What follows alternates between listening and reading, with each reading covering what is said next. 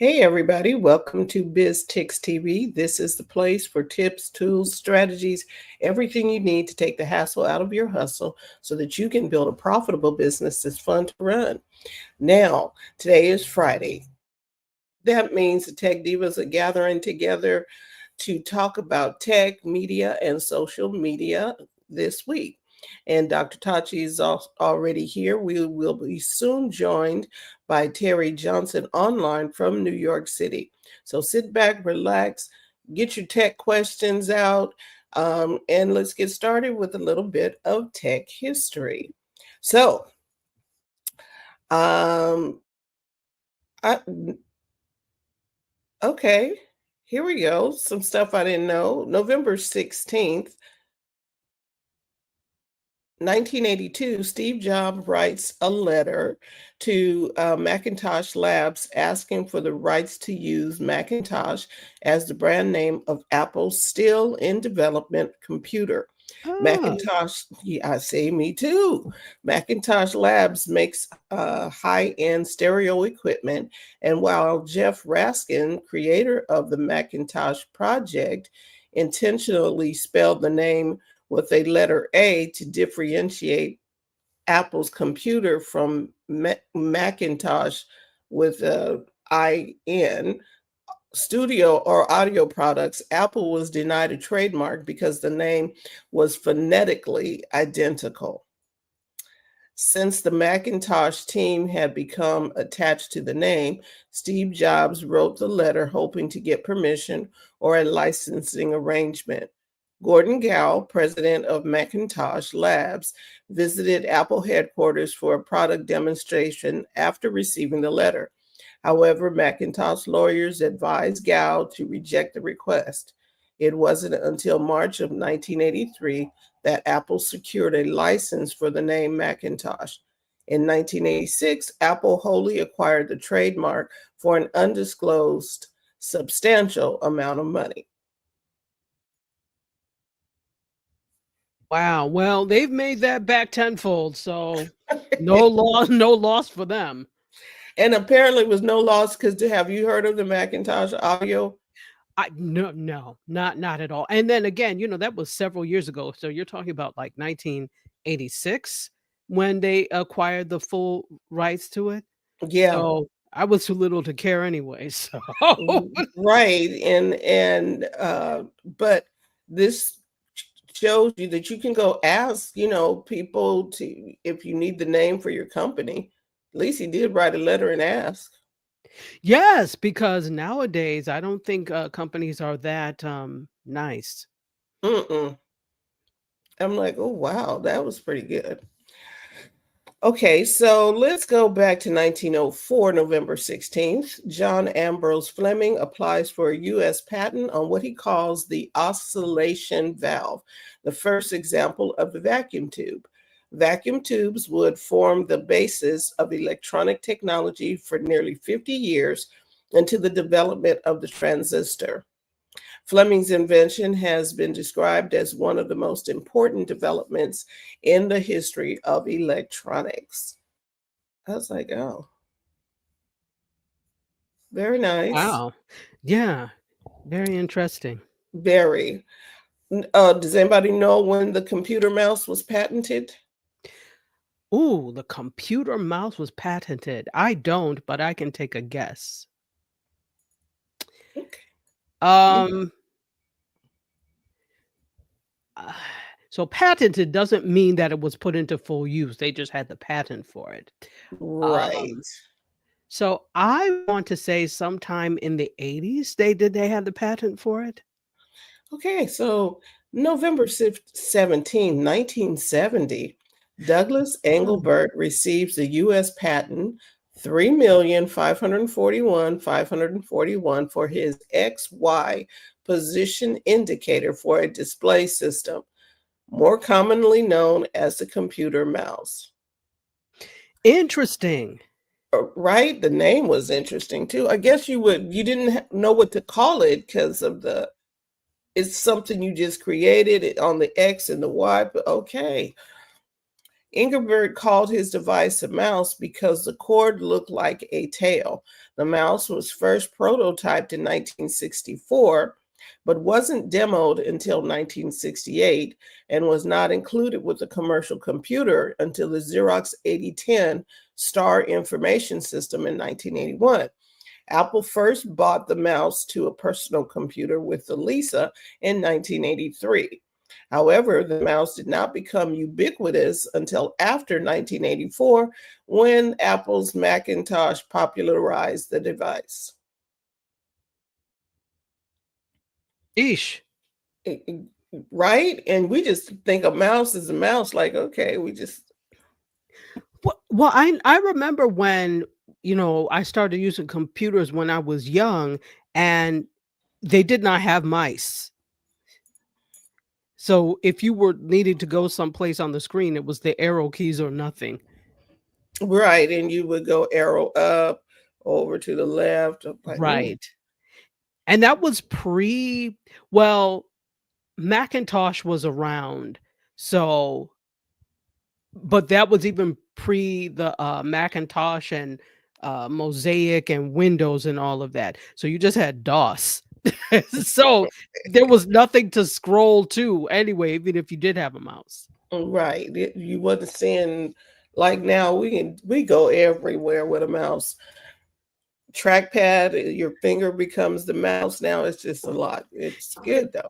Yeah, no, and the interesting thing is I have an iMac, but it's really old. My iMac is from 2010. So I don't even bother with it anymore. So I use my MacBook Pro because of live streaming and everything, and it needs to be portable. So because of that, I haven't used a mouse since I stopped using my iMac. I only use, the trackpad. I know all the shortcut finger strokes and all of that to make it quicker. If I had to Right. very use a mouse today, that would be so cumbersome for me. Right. And there's some people just swear, "Oh, where's the mouse?" Okay, I was like, well, that was 1984 of you. yes. Okay, let's go to November 18th, 1963. Bell Telephone offers the first electronic push-button telephones to consumers in Carnegie and Greenburgh, Pennsylvania. Dual-tone multi-frequency DTMF technology touch tone was also introduced on the same day in order to accommodate the new push-button telephones. Mm. Wow. Mhm. Push button. And that is the precursor to what we actually use now. Right.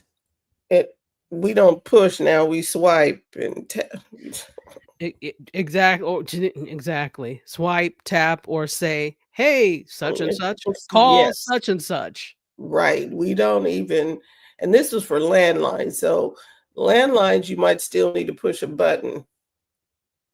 Yeah, for those people who still have landlines. Okay, so do you still have a landline? No. So technically, I don't either. I had a landline number, but I'm like, I'm not paying for this. I only use my cell phone.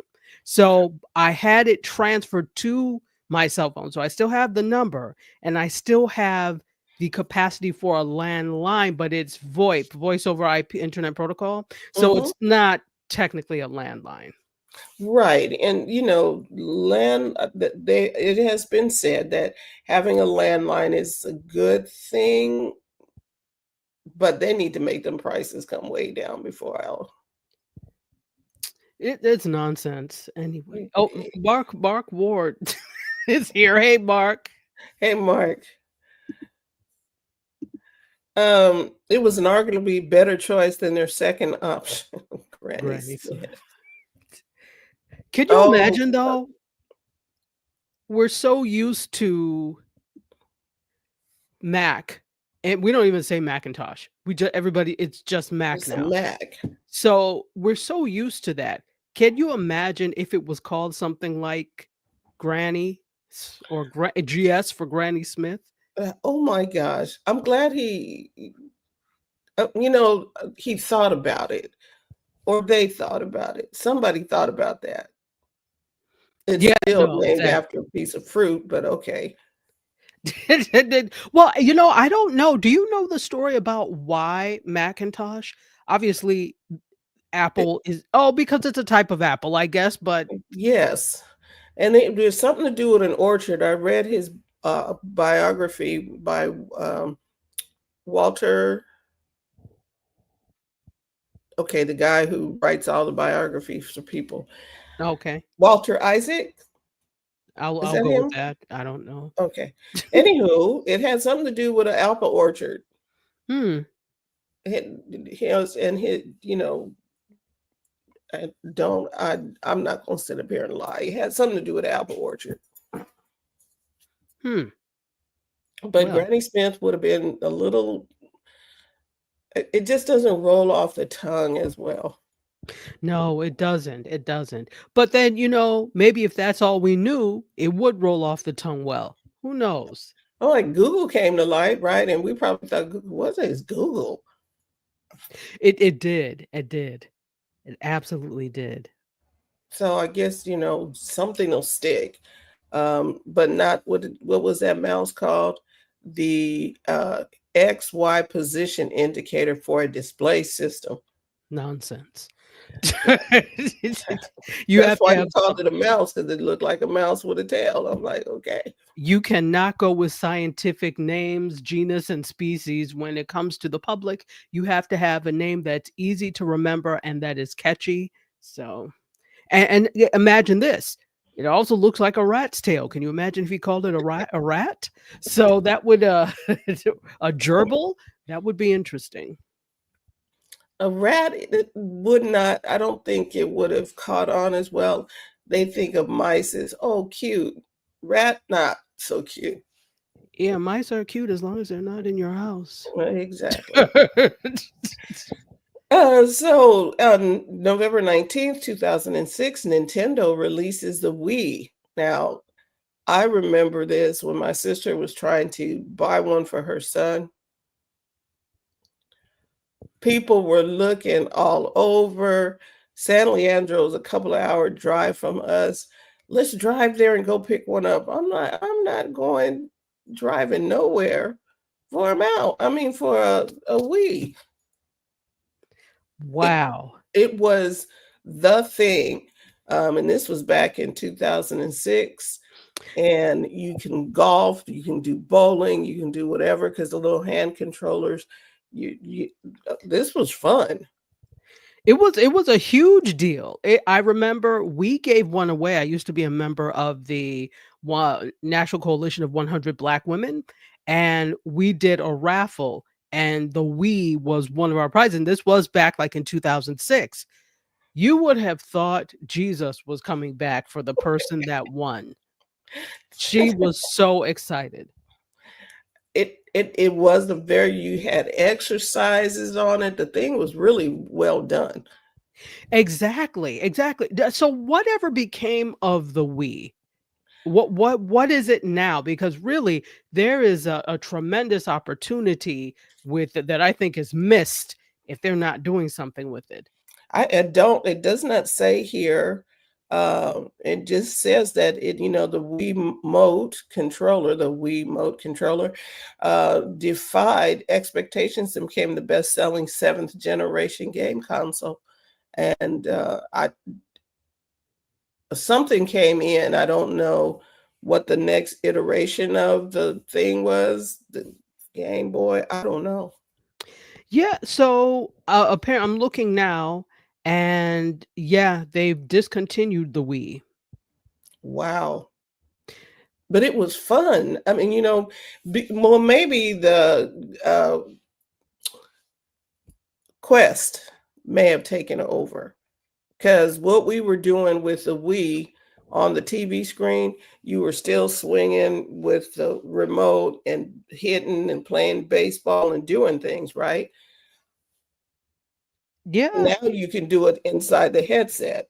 right, but that's exactly why Nintendo should have been on the cusp of the next thing and been like, you know what? This is precisely what we were doing with the Wii. If we get into VR technology, they're going to be able to do this without a console.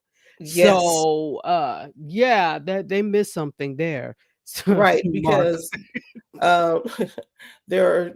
You can read his comment if you'd like. I'm trying to say. Absolutely. He says the we is now the them and they are gone.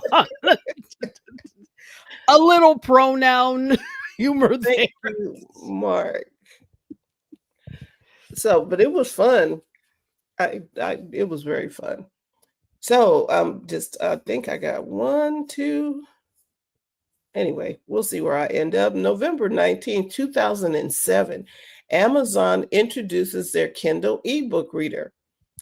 Where other companies had released ebook readers in previous years with limited success, the Kindle's integration with Amazon's industry leading book distribution system helped catapult the e reader into the mainstream consciousness.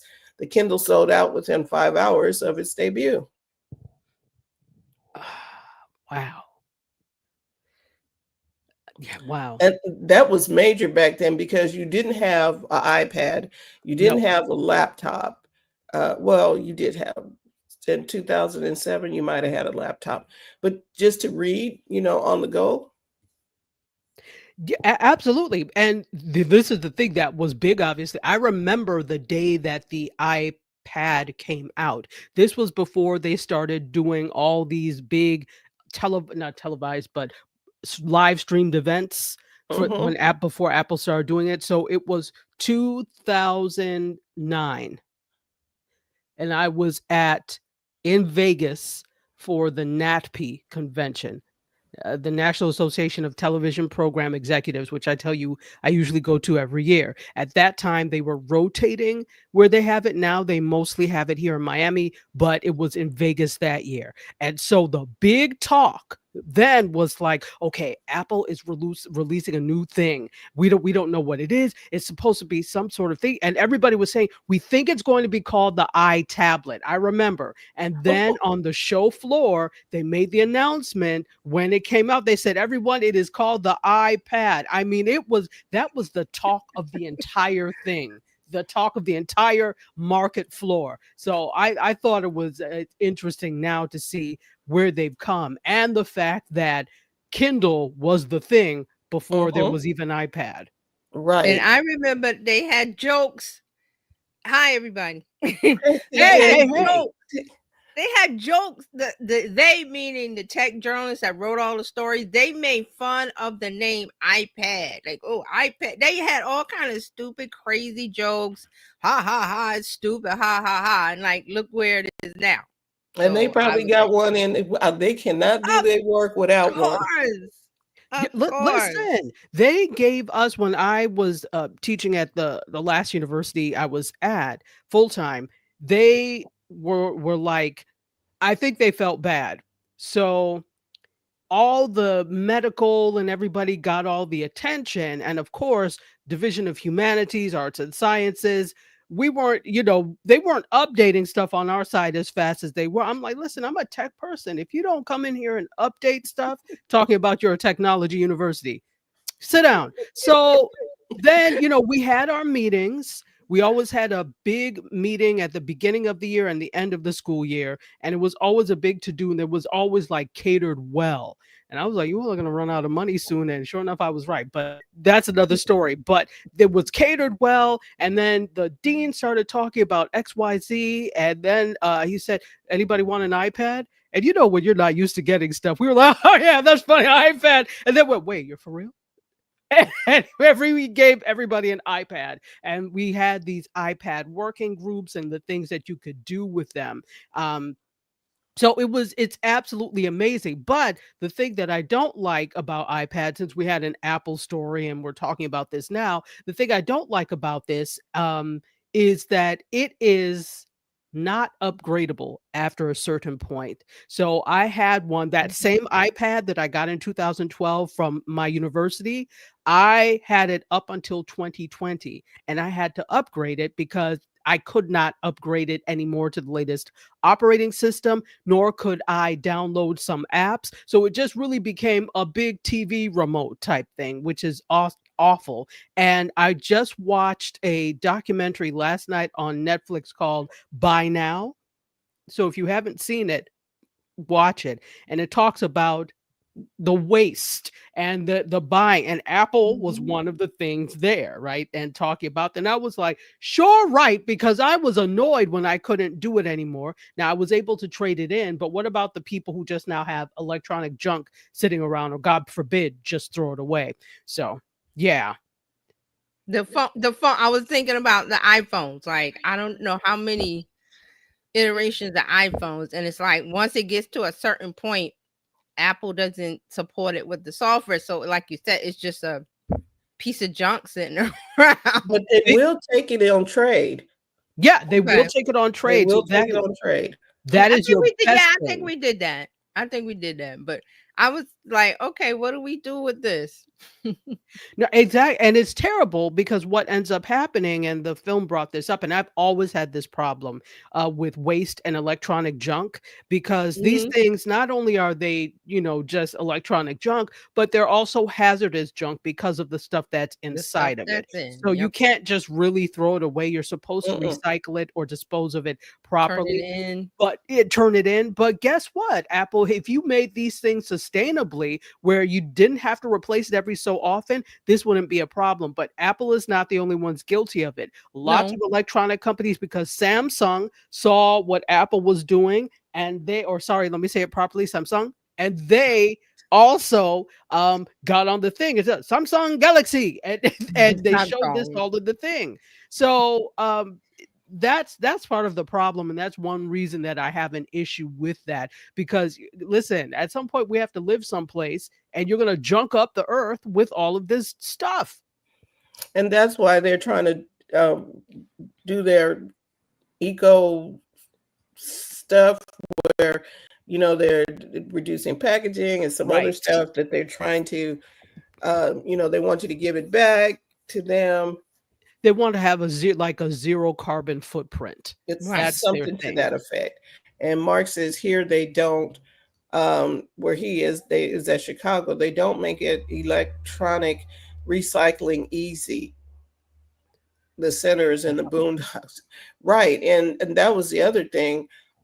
Even where I am in one of the capital cities, I'm like, okay, who do I call? I got a printer sitting over here on the floor, since we're just going there. The printer, I bought it. It was fine, and it's supposed to have an eco tank where you can keep just filling up the tank with ink. But now, if the nozzles dry out, it's not working. You know what I'm saying?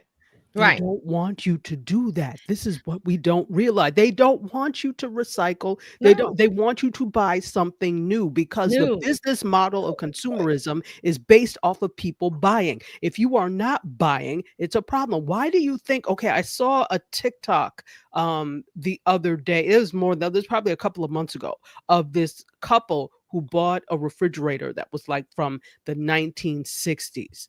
This thing was beautiful, and it had like all these pull-out containers, a wine for thing for this, a thing for that, and it still worked. You get one of these airplane spaceship looking refrigerators, and it lasts for 3 The years. AI refrigerator. Yes, and I am not you're doing no lucky if AI. it lasts. I'm trying not to talk too loud because my refrigerator is trying to act like it wants to leave. So, and I bought that in 2009. So I'm like, I need you to last for like 50 years, like other refrigerators do. And back in the day, that's what they did. You could get you a what is it, Maytag or something, and it was That was the whole marketing campaign of Maytag. Was the Maytag repairman didn't have anything to do because the things didn't break. That was the whole, which was genius, because the Maytag repairman was like answering like excited when the phone rang, because the phone didn't ring because no one needed him. It was genius. But now it's okay. like, Do we what? see that commercial anymore? Nope. Nope, because they need him now. Nope. That was the thing about Maytag. And then the if you went to Sears and got their store brand name, which they bought from Maytag, Everybody knew you want, you can't get the Maytag, go to Sears and get the I think it was Kenmore line. Kenmore. Yeah, they Kenmore. They bought the Maytag line and put their brand on it. So, but Yep. Yeah, Sears Kenmore was good at one point. GE was back good in at the one day, point. because that's when they cared about quality. Exactly. Well, okay, yeah, that boat has sailed. Mark says, I think that my refrigerator may be older than me. Wow. Well, if it works, keep it. But That's what I'm saying. we're in this microwave society of, like Dr. Tati said, they want you to buy new because it's good for their bottom line, but it's not good for us. And listen, there was, especially if you have a high-end refrigerator or appliances, like you have Wolf, Sub-Zero, if you have things like that. There was a home before I got this one that I was looking to buy, and it was a duplex, and it had the side I would live on had like Sub-Zero appliances, but they were like old Sub-Zero, but they still worked. Yeah, those Right. quality. Yeah. Yeah, Quality. Sub-Zero and a Wolf stove. Woo wee. Yes. Yep. What It was a we would Sub-Zero give for a refrigerator Wolf and a stove. Wolf stove. So I was like, I don't care how old this is. I'm not changing it if I end up getting this. Right. Right. My last story, this is something in your realm, Dr. Tachi. November 22nd, 1995. Toy Story changes the movies. Walt Disney Pictures releases the Pixar Animation Studios production of Toy Story. Cannot believe that was 1995. The first major motion picture that is created completely by computer-generated animation. A breakthrough film, Toy Story set the standard for all future computer animated films to follow and catapulted Pixar into a household name.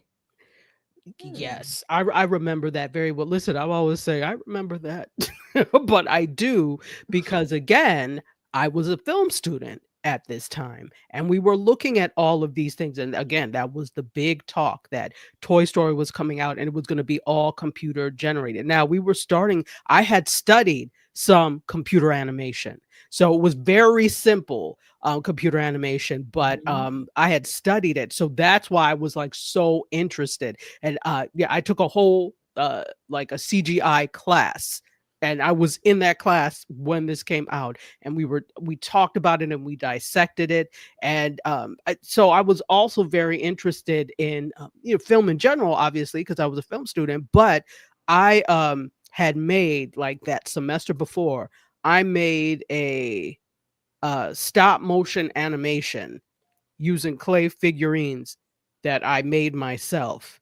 And I said there has to be a damn easier way, because I got through. It ended up being a short film. I got through It's 3 gonna minutes. be real short if I'm gonna have to do it.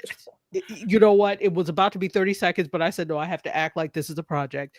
It took me like 2 weeks continuously so hours and hours and hours to finish that 3 minutes of films. I said never again, but I was excited. I went and I bought the thing because I was using a Bolex 16mm camera. I went to the camera store and bought a trigger so that I could do frame by frame. So you click and then you have to move it. Then you click and then you have to move it. If you move it too much, it looks choppy. So it has to be very small movements. I said, never again will I do this. And so when Pixar came out with that, I said, yeah, that's probably the way I'm going to do it, because this is not working for me. So I remember that very well. So do you know NVIDIA, the AI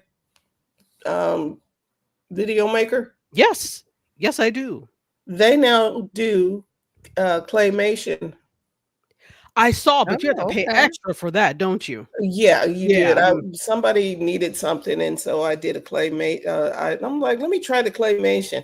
Oh, that's $10 extra for you get so many for 10. Anyway, I was like, okay, it's $10. I'll do $10 since I was doing a 30-second commercial, and they did this little 10, claymation looking thing. I was like, okay. And then when I needed to change something, I said, just take me back to the regular video stock footage, because I'm not paying you anymore. Well, $10 or 10 years like I had to do for the stop motion. The $10 is worth it. If you I'm telling you.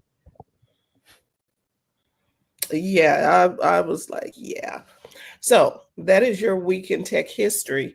And I guess tech is making history with the advent of that whole claymation, and you can create a video now. I can create a video commercial like that. Yeah, pretty much. And I'm like, woo! And not, sorry, Dr. Tachi, we don't have to do 2 weeks of clay. Oh no, I don't blame you. Listen, I'm not advocating for putting yourself through any more stress than you need. It was a good learning experience, but you see, I never did another clay animation again or stop motion animation again. And I don't think that's just like the people who before that they drew on a card, right? You gotta love it. And then you draw another picture with the thing moved, and then you draw another picture.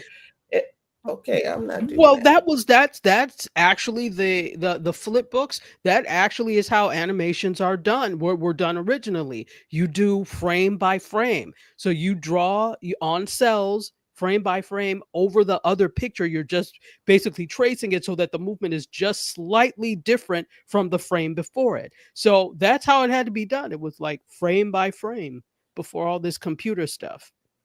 Right. And now Wow.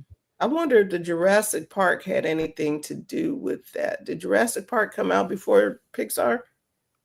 No, it was after. No, after. So Yeah. that was CGI that they used. That was like, rather than the entire thing being computer animated, now they are layering CGI over that. And it had really, because you need something that is photorealistic in order to, so that it doesn't look like Land of the Lost, Croft puppets. Hey, Landon, I love Land of the Lost, but we knew good damn well those things weren't real. We knew those were Marty, Sid, and Marty Croft's puppets.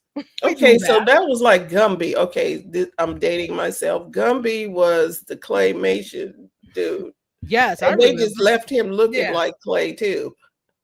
They didn't try. The mouth, they had the Gumby and Pokey. Yes. Gumby and Pokey. Oh my goodness. And then Saturday Night Live did their Eddie Murphy. Eddie Murphy was Gumby, yeah. Yeah, but he was the late night version. He sure was. That wasn't for the kids. No. It was just okay, but it was still clay, and they had the good old days. HR and Puff and stuff. Oh yes. Okay. And by the way, Sid is still alive. He really? just turned 95. Yeah, I follow him on Instagram. He does lives every week, and he'll talk about, and he's always at like these Comic-Cons, etc. And he'll talk about working with the puppets and the different things. There were so many different things that he was involved in that I never knew. So I always watch whenever he's there. It's so cool. I have to follow him. Yeah. Witchy Poo. Yes, Witchy Poo. The Bugaloos. Yeah. Oh my goodness. The things we watch as kids was like, well, you only watch what they gave us. My mom wanted me to clean the house. I was like, well, I gotta watch HR Puffin stuff and Land of the Lost. And this is the interesting thing, because syndication, and not to get too deep into it, but syndication works so differently now. Because if you think about it, those shows were on, most of them came out before we were born.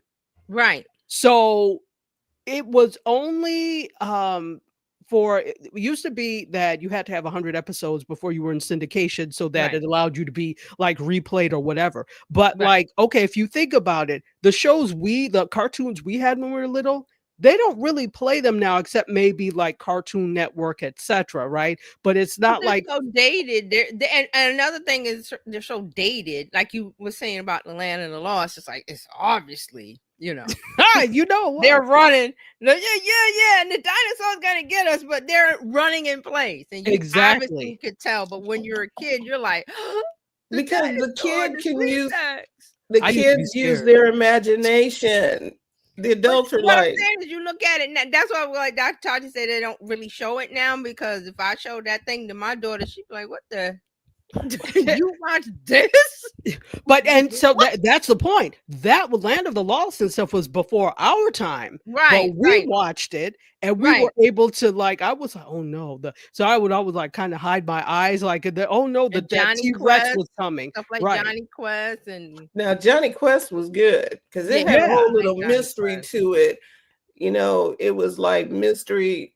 Did somebody get murdered in that or something? But it Something was was little. yeah, and the Scooby Doo and Johnny Quest they were always searching for clues and finding solving the mystery and finding Yes. the bad guy, And nobody could tell me I was not a detective.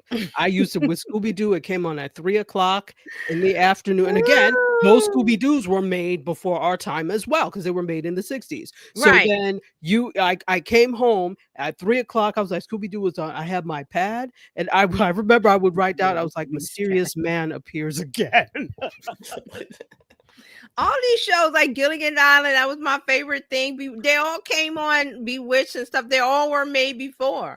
Exactly, but we were still able to enjoy them. Yeah. But it seems like now, like, I don't know about your daughter, but has she watched any cartoons from like when you were small? No. So it could be very well that now technology has advanced quicker in this time than because if you think about it, they were still really doing cartooning and things the way they had been doing them since the 30s when we were young. It was only when the Bugs Bunny stuff, right? And, so yeah. then when CGI came in, or computer generated images, that was when you were able to crank out more and different types of stuff, so And you then weren't reliant. I'm thinking when I brought up the Looney Tunes, Bugs Bunny, stuff like that, a lot of that was political, and we didn't know it because they did stuff like the wars, like the early stuff was like about right after World War II and stuff, and they had a lot of political stuff, and it flew over my head. But now I look at it now. Yeah, I was like, oh my God, look at all that political stuff that's in there. All those cartoons were not made for kids. Right. They were not. There was also a lot of racism. So racism. Yeah. So I'm saying that because I'm thinking that like today's kids they're not getting that kind of messaging. Then they came out with Powerpuff Girls and all the SpongeBob SquarePants. Yeah, I did like the Powerpuff Girls though. I like SpongeBob. I like SpongeBob, but again, Krabby Patties and I like Ren and Stimpy.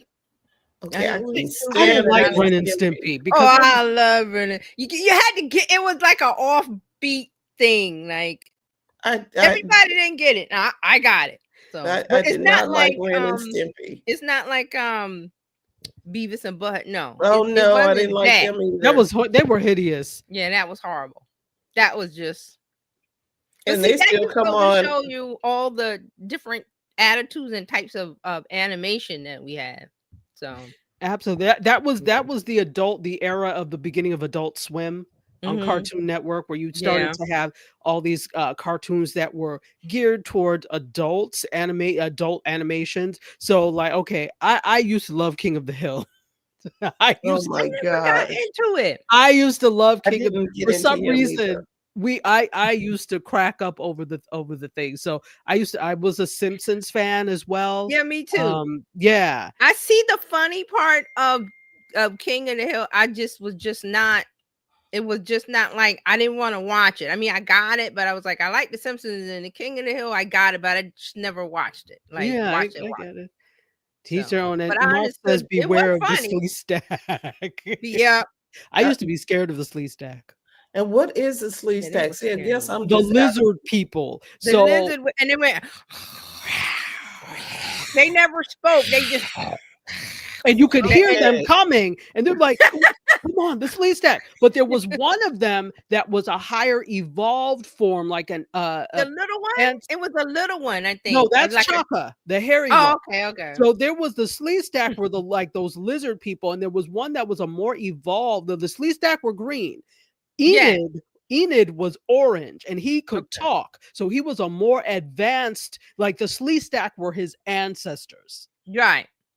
Like he was the more Look at modern Fran. version. I was like, what? I like Pinky and the Brain. I did too. Yes. That I is love my Pinky thing. and the Brain. When people ask me, well, so what are you doing? I'm like, the same thing I do every night. Try to take over the world. Take over the world. Mhm, exactly. Yeah. It's fun times. I say cartoons, but animation is just different worlds and different flavors. Absolutely. I feel sorry No. for kids now. No, they're happy. Don't no, they ain't. I'm telling you, I showed my daughter was like, "What is this?" And it should bring. It's like giving them spinach. It's like, what the hell is what you watch? You actually watch this stuff? Because So- they're used to different, they got cutting edge graphics and all these neon things and Well, cutting edge graphics with rubbish story. yeah, Right. that's what It's they're. a waste of graphics. But see, they weren't exposed to the things that we were exposed. So that's it's kind of like whatever thing that you're put in, whatever world, that's what you know, and you think that's great. So I'm like, hey. No G.I. Joe lessons at the end. G.I. Joe. It's just interesting. And Yeah. that is your week in tech history. Okay. TJ, you have the Alright. floor. All right, let's get into it. There was a lot. I tried to edit it down because next week is a holiday. There's not going to be too much going on because they like to by wind the down. way, yeah, because by Right. the way, you will be seeing a replay Yep. next week. Yep. So let's get it all Sorry, in. is it replays the whole week or just Thursday, Friday? Just Thursday, Friday. Okay. Tuesday for me. Oh, Tuesday, you doing you taking vacation too? Yay. yeah. So you heard it here Yeah, I first. gotta. It might be the even though whole I week. saw a if good it- story I saw a good story this week, but I was like, oh, it can wait. No, it can wait. Okay. Let's see. Let me get in. A lot of this stuff came out today because I was listening. I get up in the morning, I say, hey, play my, and then I heard a clip of something from CNBC. I was like, ooh. So a lot of stuff came out today. And let me see. Where do we want? Let's start with Blue Sky, since that's like the hot topic du jour. Hot topic indeed. Hot topic du jour. Okay, so Blue Sky is now at 20 million users, and they're very happy about that. We was it Tuesday, Fran? You and I joined. Well, I joined. Look, I already had a Blue Sky. I asked for my password or reset, and I still did not get that. I was like, okay, what's the deal, people? Now I checked my email and I had because this was when it was invite only. When Blue Sky first came out, was it 2022? I don't remember the year, but when it first came out, it was invite only. So I remember getting the invite, and then I just I just let it lay. I was like, I don't really want it. And then we talked about it Tuesday. I was like, well, let me go over and get my name because Asmart Ward said he was going to go and take my name. So I said, let me go over there and get my name. Now, speaking of that, that's going to be a little bit part of this story. But they are Blue Sky is very happy. They've hit a major milestone. Is over 20 million users. So there are also the new data that says, and I'm not sure where the data is from, probably data AI or Sensor Tower is another one. I think Sensor Tower bought Data AI, I think, but that's where they get the numbers from. So they're saying it's closing the gap with X and Instagram Thread. So it's like it's getting it's in the running for being like the daily active users, like daily use, but they still don't have Threads that has over 275 million users total. But then it gets into monthly active users, then it gets to daily active users. Meta does not share daily active users numbers. They're guessing, but Blue Sky is closing the gap, and it is very, like I said, it's the hot topic du jour. Everybody, Blue Sky. It's like, oh, you follow me. It's all that chatter online, and then there's the whole I'm not going over there. I'm staying with the Reds. Blah blah blah. It's like, okay, just go where you want to go. Go to your playground. So they're saying that there's data from SimilarWeb, which SimilarWeb is a website that tracks website analytics like rankings, user traffic, stuff like that. So SimilarWeb is saying that Threads has 5 times more daily active users than Blue Sky ahead of the elections. But on November 15th, which was a big day for Blue Sky, the gap narrowed. So it wasn't 5 times more daily, went down to 1.5. So, but that is daily active users, even though Blue Sky only has 20 million compared to 275. It's like that these platforms want to see the daily use. That's where the money comes in if you're talking about ads, because if you sign up, that's good, but they want to look at the daily active users, and Meta doesn't share that, but there's been guessing and stuff. So with this news, the Instagram CEO came out and said SimilarWeb data is not accurate. They don't share DAU is daily active users. So this whole back and forth. Now, talking about getting the username, and then I see Mark put up a comment. Let me put it up. He said, "What, you joined and haven't joined my 20 followers by following me? Noted on your permanent record." Well, Mark, I have to follow. I don't know who to follow. I followed Barb, because Barb Tomlin did a live with Pat in North Carolina, Pat from Durham Skywriter. I just happened to see the notification that Barb posted in the group, and I went over and watched them and everything. And then she said she was on Blue Sky, so I went and followed her, and then I followed everybody that she was following, which was like 10 people, a handful. So I'm slowly getting into following. So I will follow you, Mark. But the thing about the following and getting the name is that a lot of bad actors are going to Blue Sky and pretending to be the famous people, because Are they doing that again? They don't have, Blue Sky does not have an official mark that says I am. You don't get a check. I am Oprah. So people are going over, well, I'm gonna be Oprah on Blue Sky, because there's no not content moderation. There's there are no checks and balances.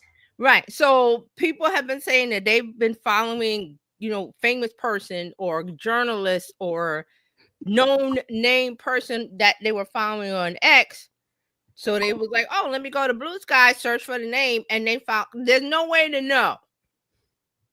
Because a lot of things that people were doing on X was parody accounts. The good actors were putting, like, there's an Elon Musk parody. Like, it's parodying the stuff he said, but they put parody in the title, so it's not him. But other people are going over to Blue Sky and saying, well, I'm just going to be Elon Musk or famous person or this and that, and nobody. So if I'm pretty sure somebody took Beyonce's name, but you could go over there and be Beyonce or Kim Kardashian, whoever. Insert name. How bad are you? Insert name, because there's nothing to stop you from doing that. When you go to sign up for Blue Sky, they ask you for a username. I'm gonna be Mark Cuban. I'm gonna be Oprah. I'm gonna be whoever. Can't be people like Gary Vaynerchuk, because he was first on it. Like, when it came out, he goes over and gets his name, even though there's no activity. So that's what I did. I went over and got my name, and I don't think I posted anything, but I started following people. But that's the issue. People are starting to complain about, they're going to Blue Sky, searching for the people that they like to follow from X or Threads or wherever, the name, and they go over there and they follow the person, and it's not the person, and there's no way to tell. There's no authentication service as of yet. I don't know if they're going to put it in. So here we are. There's excitement about Blue Sky because, oh, it feels like the old Twitter and it's all chronological and blah blah blah blah blah. But you got that. Plus, here's another thing. I saw the story. I think it was, let me go to it. It was fast. No, it was on the Wrap. Rob Reiner says MAGA scum, his words, have already wrecked Blue Sky and he's leaving. and he said that it quickly became vile, racist, and evil. Well, Already. who said this? Mark Cuban? Hold on. No. Oh. Rob Reiner. Let me pull up because I Oh, want Rob to show. Reiner? Yeah. Let me show you. Let me show. He says, I'm leaving. He's already, okay, here we go. It's the rap. Rob Reiner says MAGA scum have already wrecked Blue Sky. He's taking a break from social media because it's vile, racist, and evil. Here's his tweet. And that's what he said. This platform is vile, racist, and evil. It did not take long for MAGA scum to come and spread their lies. I have made the decision to take the next few days to check into a facility for peace and relaxation. No phones, social media, no trolls. There's calmness to heal my pain. You don't have to have them in your feed, right, Mr. Reiner? Right. You and getting to that. Let me take this down. Getting to that, I've discovered, because again, we had this discussion on Tuesday about using Blue Sky, that they have block lists. Like, people will say, here's the block list for this group of people that you don't want to interact with, and you click on it and you click block, and it blocks. Like, if there's 100 people, it just instant. So instead of you going one by one, helpful people are making this list. But again, you also have to realize and remember that maybe if it's a list of 100 people, it might be somebody that got caught in the net. Like, when they put the tuna net down, they might get some flounder or something. It might be somebody you want. So you have to go through the list and see. But there's a button that says block, and it blocks everybody on that list. So some people are taking that upon themselves to curate block lists for certain things. I'm glad you have time. So they're doing it. I'm not doing it. No, not you. But I mean, that's what I'm saying. There's people doing it. Also, we talked about Black Twitter a lot. They're moving to Blue Sky. They're calling theirs Black Sky. Mm-hmm. Yes. I'm on it. And you search the hash, and if you want to be included, you use the hashtag Black Sky or hashtag add me to Black Sky. And then you can also you could do this without having an account. You could just go and search and put the Black Sky in there, and you'll see people's posts. Black Sky, again, has there's people that are curating block lists. So you have to be careful of the list that you use to block, because like I said, there might be 1 or 2 people in there that got caught up in the tuna net. And you're like, well, how come I can't see their posts? Well, they're in that block list. So there's some block features that are better than X. But here we go. X, there's nothing to stop the X people from coming over. The ones that you're trying to avoid, the neighbors. It's like moving to a different neighborhood. You left the ghetto neighbors behind that are partying and the trash on the lawn, and you move to a better neighborhood, and somehow they are moving. Like, hey, neighbor, we won the lottery and we're here with you. But they're still going to do the same things. So I see a lot of people that are upset that the MAGA or insert whatever group you don't want to interact with, they're coming to Blue Sky because there's nothing to stop them. You go to Blue Sky and you sign up. Username, email, password. They're not asking you, are you MAGA? And you have to also remember that, again, some of these are not real people. Some of these may be bots that are there to probably so. But what I'm saying is there's nothing to stop the people that are getting angry, like, oh, Rob Reiner, they're coming over here. What's to stop them? There's nothing to stop them. And you don't have to see them. Just make your feed in such a way that you don't see them. But I'm saying they have the attitude of why they here. Well, one, what does a bully do when they can't bully you and you go the other way? Well, they're going to go the other way because they want to bully you. It's their fun. They want to see you upset. So they're going to follow you. And like Dr. Tati said, you got to block. You got to mute. You got all of those things. But what I'm saying is I'm getting an underlying sense of, well, why are they here?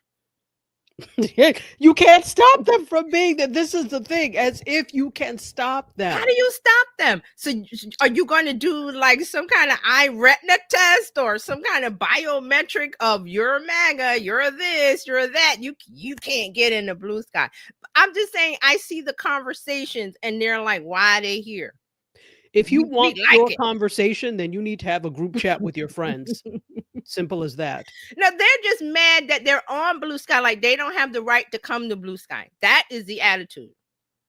They It's a know how to public block, forum. and they block.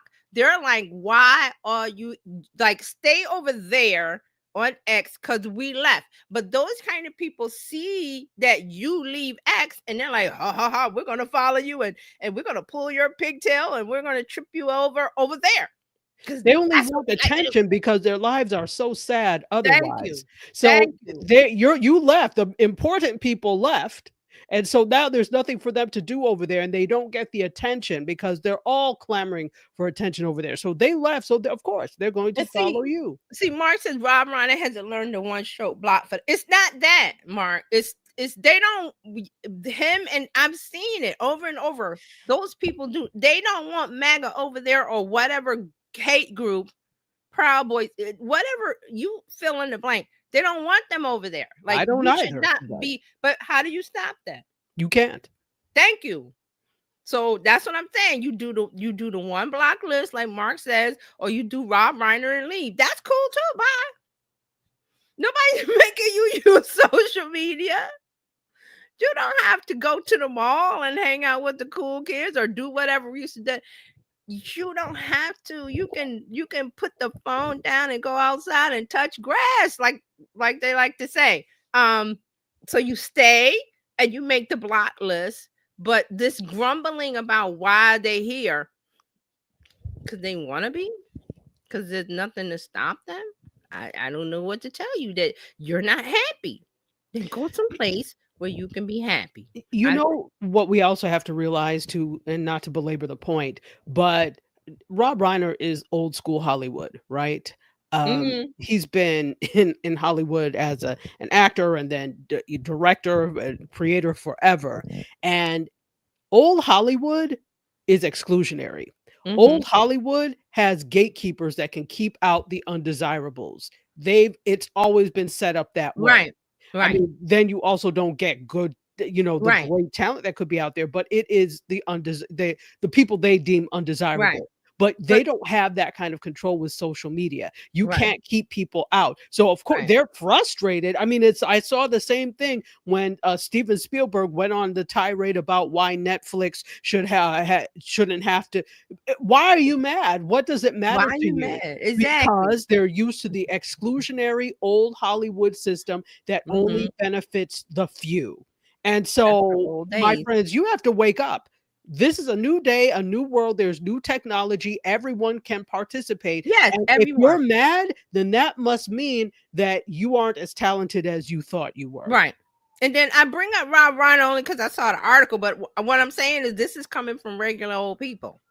This attitude. I've seen the conversations on other places like, oh, they're coming to ruin our neighborhood. And why are they here? I'm like, but you don't have to use it. And you can't stop them. There's no real estate agent going, well, you're a certain color. You can't, I'm gonna block it. They don't do that. They don't do that. To your point, you regular people doing it, absolutely, because the regular people also like to be exclusionary. They like using Hollywood as an example is because they're an established system. Right. But regular people like something that it's just for us too. It can't be open for everyone. It's not. But no, I'm like, what fantasy world did you get into when you decided that you were leaving X for Blue Sky and thought it was going to be rainbows and lollipops, and those people were going to be over there behind the gate? There's no gate. Sunshine, rainbows, and lollipops. There's no gate. They can come. They can follow you like a bully in real life. They follow you home from school. You go the other way, they follow you the other way the next day. That's it. That's how it goes. But what and I just saw that article and I was like, okay, he's like, okay, there you go. So he's choosing to leave. Goodbye. I I'm suspect there's something bigger than just that, though, because that doesn't seem like But the attitude. who cares? Like you Yeah. said, who cares? Who Who cares? cares? Barb is here. Hey, Barb. She says, kudos to Dr. Tachi for following me on Blue Sky today on my Edge browser, launching Chrome now to listen to your live. Be right back. Hey, Barb. Hey, Barb. Yeah, so I followed her and then I follow everybody. She was following me because I recognize those people that I follow on Facebook or I follow on here, I follow on there. So, but they're just realize there's an issue of people signing up with the fake name. Like they're not Oprah. Oprah's not on Blue Sky. She's probably there as somebody, and they're going on to what? Scam. And I think I heard things about scamming and stuff already. So for some reason, these people thought it was going to be rainbows and lollipops because they left X. I'm sorry to laugh. But that's what I'm looking back like, what? Okay, so there was no way to follow these people. Or no, I'm sorry. There was no way for Blue Sky to clear up all this stuff before they launched it. They already knew the challenges coming in. But how do you see? This is the part of living in America and a democracy. All roads are supposed to be open to everyone. So how do you block that group? No, I'm not talking about the blocking. I'm talking about putting in checks and balances so people won't. But see, they can, but they're not going to do that because then you're blocking a group of people that when they get ready to run ads. No. I don't mean block people. I meant keep the bots out, keep the fake. Yeah, keep the bots out. But a lot of these are just people, just in the basement. You know, another thing too, Blue Sky has been around for a little bit of time now, but this is what happens with every tech thing. They never anticipate that something could happen where there would be a huge influx of people. So now nobody was looking at Blue Sky before for that. Right. So bots and scammers and people weren't necessarily over there because it's like, okay, well, there's not that big, but now you have a small team. The company is small. Team. It's not MAGA. It's not Meta World where there's thousands and thousands or hundreds of thousands of employees in AI. It's a small. It's a small team, and nobody said they weren't expecting this mass. Nobody knew what was going to happen. I mean, they probably should have put 2 and 2 together once they saw Muskrat and his behavior, but that's a different story. But they didn't, and they have a small team. And so now they're tasked with doing this. So on top of trying to handle the traffic from all this new influx of people, this new influx of people also includes bots that they have to. Yeah. Now that the bots they can do something about. I'm talking about just, the real bully. Barbara says Blue Sky Tech are working hard to clean it up quickly. Good to know, the bots. And great that we can block the scammers, though. Sadly, Elon took that away from us on X. Yeah, so that's one of the reasons why, people was like, okay, it's time to, they felt like it was time to go. And there's been waves of people leaving X. Like there was a wave, and then there was a wave, and then they went to Threads, and now they can go to Blue Sky. Like they discovered it yesterday when it's been around, I think, I want to say 2 years. I got to check my email. Maybe a year it's been around. Yeah. But, but that's what's going on. I just see I like to look at the conversations and see what people are saying, and they're upset that they're being followed by not the bots. Just, okay, the bully that was on X is now following, trying to come over there, but there's the block list, so you can block them. But then again, they can come back as another username that you might like, and here they are again. So you got to keep block. It's like the whack-a-mole, the game whack-a-mole. That's what it is. So I see the conversations of people thinking they found their utopia, their Xanadu, their place of in the heavens with the sun shining down and the doves and when doves cry to peace. That's what they thought they had, and they didn't have it for a week. If Blue Sky is utopia, then I'd hate to see hell. To them, because they're so invested in it must look like X. And I'm like, well, it's about conversations. And if you want to have a conversation, you got Threads. But we don't want to use Threads because that's Mark Zuckerberg, even though you're on Facebook, WhatsApp, and Messenger and Instagram. But you got a problem with Threads. No, it kills me when people. It doesn't make sense. You're already there. Oh, don't train my data. Don't use my data to train AI. It's been happening. Listen, Already done. that ship sailed way back decades. Okay. Already done. I don't my want friend. I don't it, to me, I don't understand the conversation, but that's what's going on with Blue Sky. It's the hot topic du jour, and now it was a hot cup of coffee, and now it's cooling off, and people are not disgruntled, but where can we go? There's no place to go. And like, take the good with the bad. But at least there's some great tools to block people. All right, so let's move on. WhatsApp is rolling out voice message transcripts. So if that's something you want, they're making this new feature when you're on the, it says it comes in handy when you're on the move or in a loud place where you can't listen to a voice message. Voice messages can be transcribed into text to help you keep up with conversations when you're unable or you can't listen to a voice message. Google does this with the Google Voice Messages, which is, they send you an email and transcribe it. So this is happening in WhatsApp. You have to turn the feature on, and then you get a transcript for the voice message by long pressing it and then tapping the transcribe option. It will not automatically transcribe every message for you. So if you use WhatsApp and that's something you want, there you go. They're saying that's rolling out soon. And let's get in one for Microsoft. Microsoft, I saw this, even though this is not a social media app, but Microsoft is going to let you clone your voice for Teams meeting. Teams is their platform software that allows team collaborations like Slack and stuff like that, where a group can. It's terrible. Right. So yeah, it's not all Microsoft stuff is like that. Oop. So. But they're going to let team users clone their voice so they can have their sound alike, speak to others in meetings in different languages. So it's going to deliver real-time speech-to-speech interpretation capabilities. They're going to do up to 9 languages: English, French, German, Italian, Spanish, Korean, Portuguese, Mandarin, Chinese, and Spanish. Now, here's the quote from the CMO. Imagine being able to sound just like you in a different language.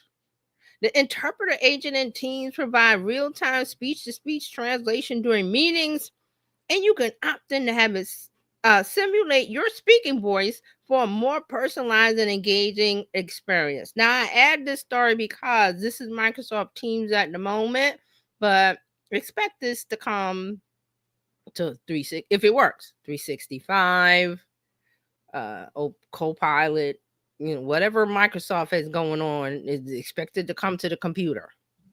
So they're trying it with Teams. Okay, so Teams, I did not like using Teams. It was a little glitchy. Mm-hmm. Very unstable. Mm-hmm. And then you had to use Edge.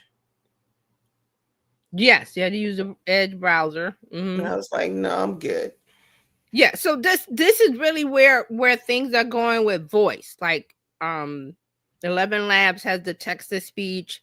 I think YouTube is doing some stuff where you can have your videos transcribed into different languages. There is the concern about deep fakes. So remember, there's been deep fakes. I think it was Taylor Swift, President Joe Biden, President Obama, was it Gayle King? A whole bunch of famous people that they've taken things and deep fake to target, and they do it to scam. I think one of the things with Gayle King was she was selling some gummies. Now good and well.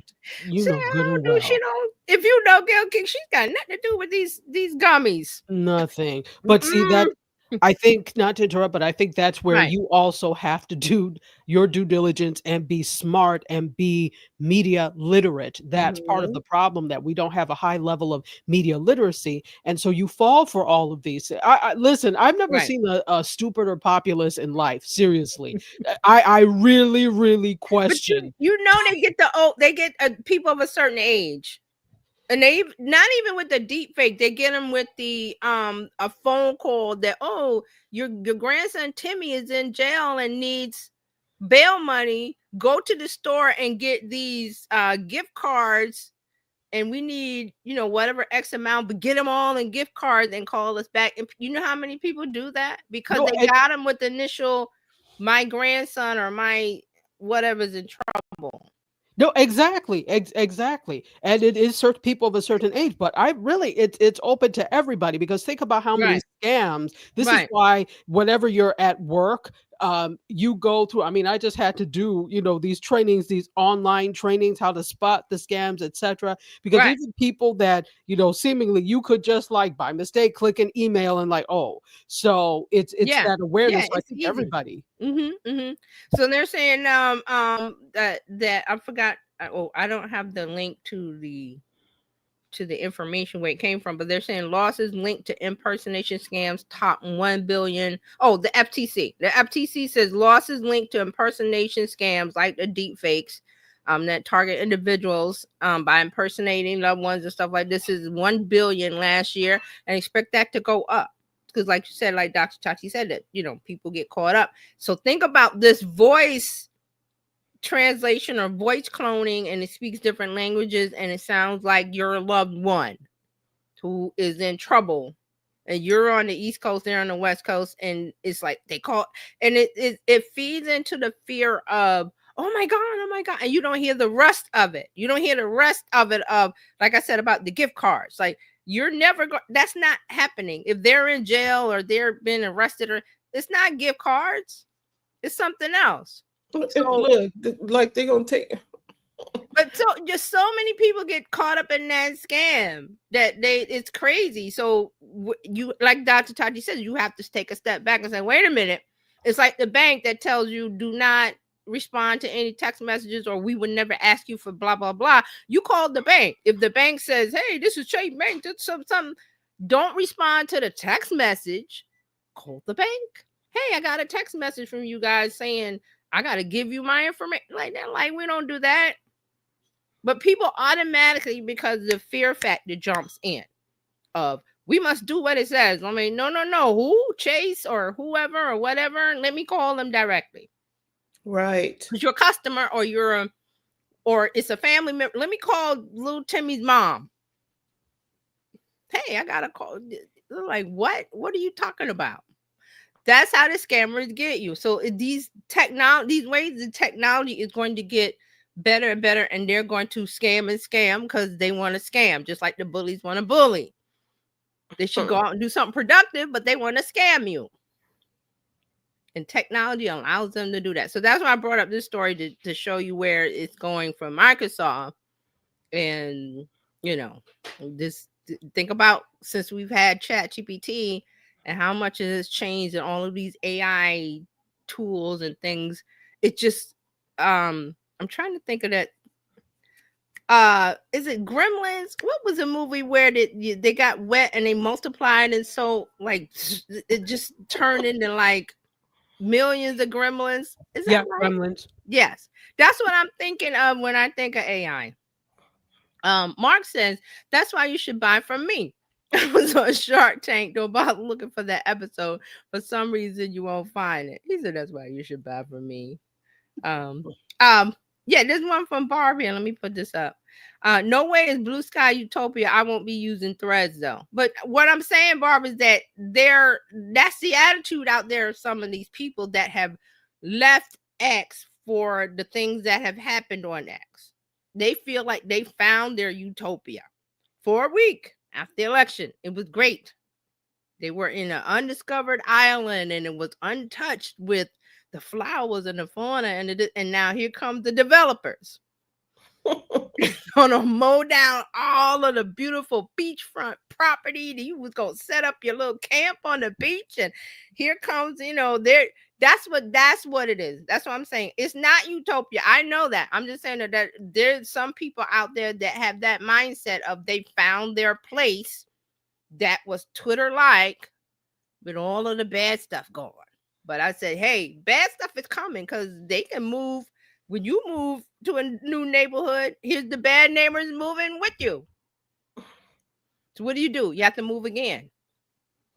This has the makings of a Tony Award-winning musical, if you ask me.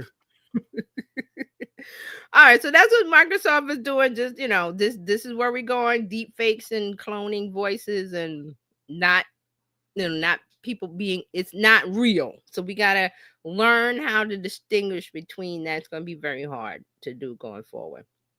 All right, so here's one that I heard this morning. OpenAI is thinking about making its own browser.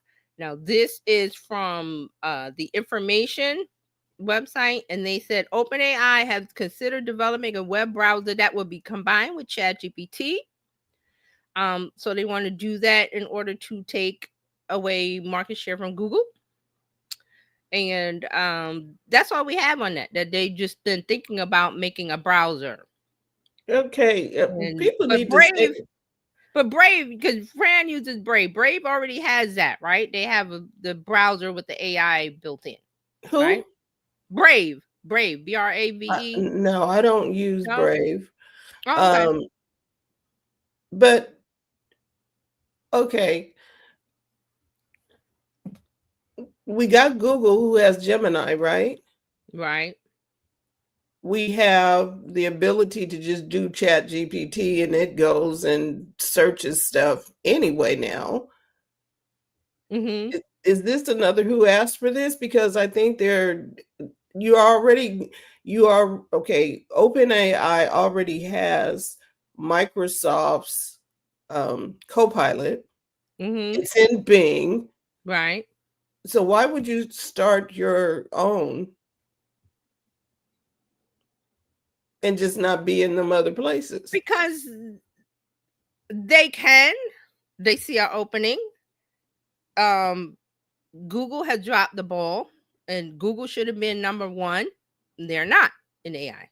They have Gemini, and they're coming from the rear as far as like branding and usage, and they know it. Google knows it, but Google's a big thing. There's even talk of breaking up Google. There's that talk. Yes. But wouldn't it be like we talked before? You got to try and get people to move from Google to come over to their Bing. Okay, right. But see, here's the thing: it's not like Bing. Bing's a loser. Copilot. I mean, let's be real. It's not going. They're not getting the stuff that they wanted. Microsoft. They know it, but they're going to try. And Yahoo was a search engine, and we where are not. Is it? Exactly my point. So right. So OpenAI just needs to do AI and leave stuff alone. But see, here's the other factor that I talked about before, that the Gen Z, that's why I love to talk about them. They don't use Google. They search on TikTok. They search on all the new things. They don't want to use Google. Google to them is like Facebook. Right. So even if OpenAI puts ChatGPT in everything, just make it a part of the soup of everybody's soup. It's already in Apple's intelligence thing. It's already in Microsoft. The Copilot is in Windows, yeah. It's in Bing. Right. So if they just integrate into the things that are already there, they are already cornered the market. But see, here's the other side of that. What if I don't like Microsoft? I don't like all the others. And here I like ChatGPT. And here they come. Hey, here's a browser. People are going to use that. It may not overtake Google, but there's market share for it based on what they have already. But okay, is it redundant though? Because if I go to Chat GPT and it said, find me articles on blah, blah, blah, blah, it's going to go search and bring it back. I don't Right. need to But see, have here- the but- search engine. I already have the But Chat see, GPT. they already have the search engine in ChatGPT, and then realize that Microsoft, they're already redundant because they're in Microsoft. So it's not a deal breaker to them. We're already with Microsoft. We're already partnered with Microsoft, but they still have their own standalone product, which a lot of people, I don't want to use Microsoft. There's the standalone product of ChatGPT. So I'll go to, and what they're doing is they're branding it. That's what this is. Yeah. And what It's are they the going to call it? branding. It's branding of ChatGPT. And instead of me going, yeah, I know it's in Copilot, but I don't like that. Okay. But That's what they're doing. Because So remember, what they're not, they're trying, they were the nonprofit and the profit, and now they're focusing on profit. And this is one of the ways of market share and growth as a brand. so what are they calling it now? There's no information. That's just the information that they're thinking about a browser. It's just one of those stories. The website, the information put it out that they heard. So this could be a test balloon. Who knows? Hmm. This is it's not a story. This is the information said we heard. Oh, it's a rumor. Yeah, OpenAI has not confirmed it, but because it's from the information, it's not something that's out of the realm of not happening. It could be a trial balloon. It could be a lot of things. Absolutely. And generally, they're interviewing people that are, quote, familiar with the matter. Yeah. The information, if it comes from them, yeah, I kind of go like, yeah, this is some internal stuff that they've heard. And it may be that it got out, or it may be that ChatGPT said, hey, let me put a bug in your ear just to see how people react. Would any of you use it? I would. I mean, because for me, I'm already using it. I'm like, the browser, I would use the browser because, and then the other side of this is, like I said, Google has dropped the ball. There's a lot of things going on with Google. There's Google hate also. Also, Google is doing the ad thing. There's a lot of things going on with Google, and there are people out there that don't like it. Oh, okay, so this, you know what it is? It just dawned on me. We're not talking search. We're talking a browser like Chrome. Yes. Okay. Yes. Thinking about making its own browser instead of me opening Chrome, which has its issues and its things, and people aren't liking it. It's just the circle of life. The browser that people loved before was Netscape Navigator. Anybody remember that? I do. Where is it? Oh, it's gone. So, you know, Mac comes with Safari. Anybody using Safari? I mean, I do use it a little bit, but you know, I'm opening Chrome. Because there's so many things that don't work well with Safari. Right. So, for example, this program right here doesn't work with Safari. Right. So, but it works with Safari on the iPad, which is dumb to me. I don't understand that. But see, you also have to realize that we're invested in tech. We follow the news. We tinker, and the average person does not. So if ChatGPT becomes a brand, I'm going to go with the brand. And I think this is a test balloon of let's see. Right, because there are some other browsers out there. What is the one? Arc. The Arc browser. Arc, I was like, okay, Brave, there's Opera. Oh, not Opera. Opera. There's it just needs to not be complicated. Don't complicate stuff. Just give me a browser that works my stuff. See, that's what I'm saying. If you're already into that world, a browser is another thing. Hey, I'm going to use that because I'm unhappy with this. So if they do it right, and I go over and use it, then I might move over from Chrome world to ChatGPT world. It's all up in the air. Everything's testing, but I can see that they are going into a branding path. That's what they're doing because they've got the voice. So the next thing I have about OpenAI, let's bring that up, that they have an advanced voice mode on the web. Now remember, the app had the voice mode where you could talk to it like the movie Her, and then it would, respond with a voice. They're bringing that to the web version. So they're putting the advanced mode feature to the web, letting users talk to the AI chatbot right from the browser. It's rolling out to Chat GPT Plus this week. Chat GPT Plus enterprise teams or EDU subscribers. And this will allow for natural real-time conversations between users and Chat GPT. The chatbot is able to understand and respond to nonverbal clues, including things like your talking speed. The chatbot can also respond with emotion. So there'll be a voice icon in the box. When you go to Chat GPT to type in stuff, there'll be a voice icon there. You click that, and then you start a voice conversation. It goes to another screen with a blue orb in the center. I think the app does that. When you go into voice, it goes into a different screen where it's like either talks or pulsates or something. Because I don't really use it that much. But this is what they're going to do with it on the web. So there'll be 9 output voices which have its own tone and character. And they're saying that that OpenAI will roll this out to free users in the coming weeks. And there will also be a limit. Users on a Plus and Team subscription are subject to a limit each day when using advanced voice mode. Daily limits or might be 15. They're saying it might be 15 minutes limit. They're saying it may change. So that wasn't really clear about, but there'll be a limit. It's not like you can use it over and over and over and over and over. There's going to be a limit. Right, like how they limit it now, where you get so many interactions. Right. With so they're going to limit that, but they're going to bring the voice where you actually talk to it on your computer like you do on the app.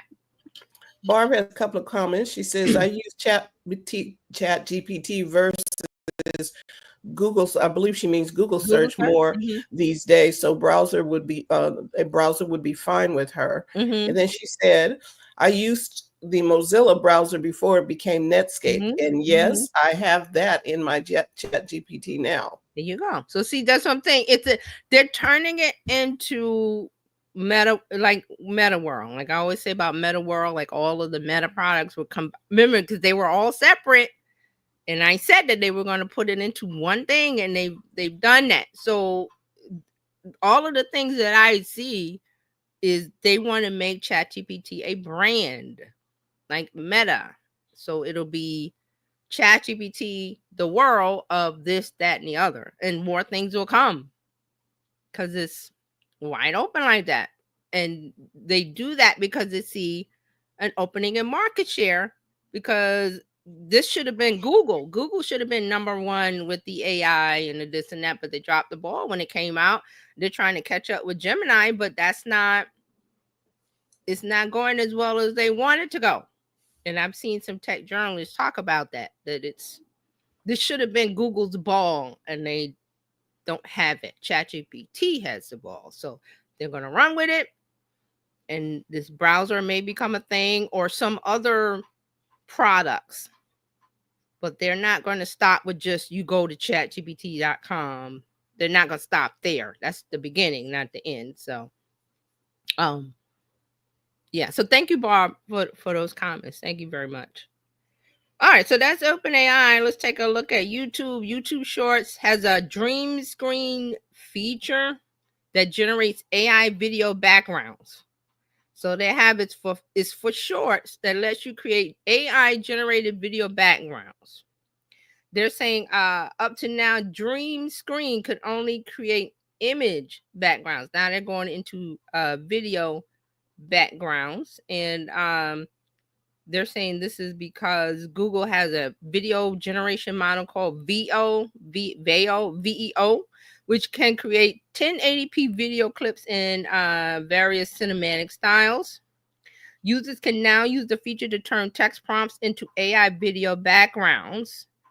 You have to go into the Shorts camera, tap the green screen icon, and then select Dream Screen. From there, you type in a prompt, and then you go in and pick different things, and then you click Create.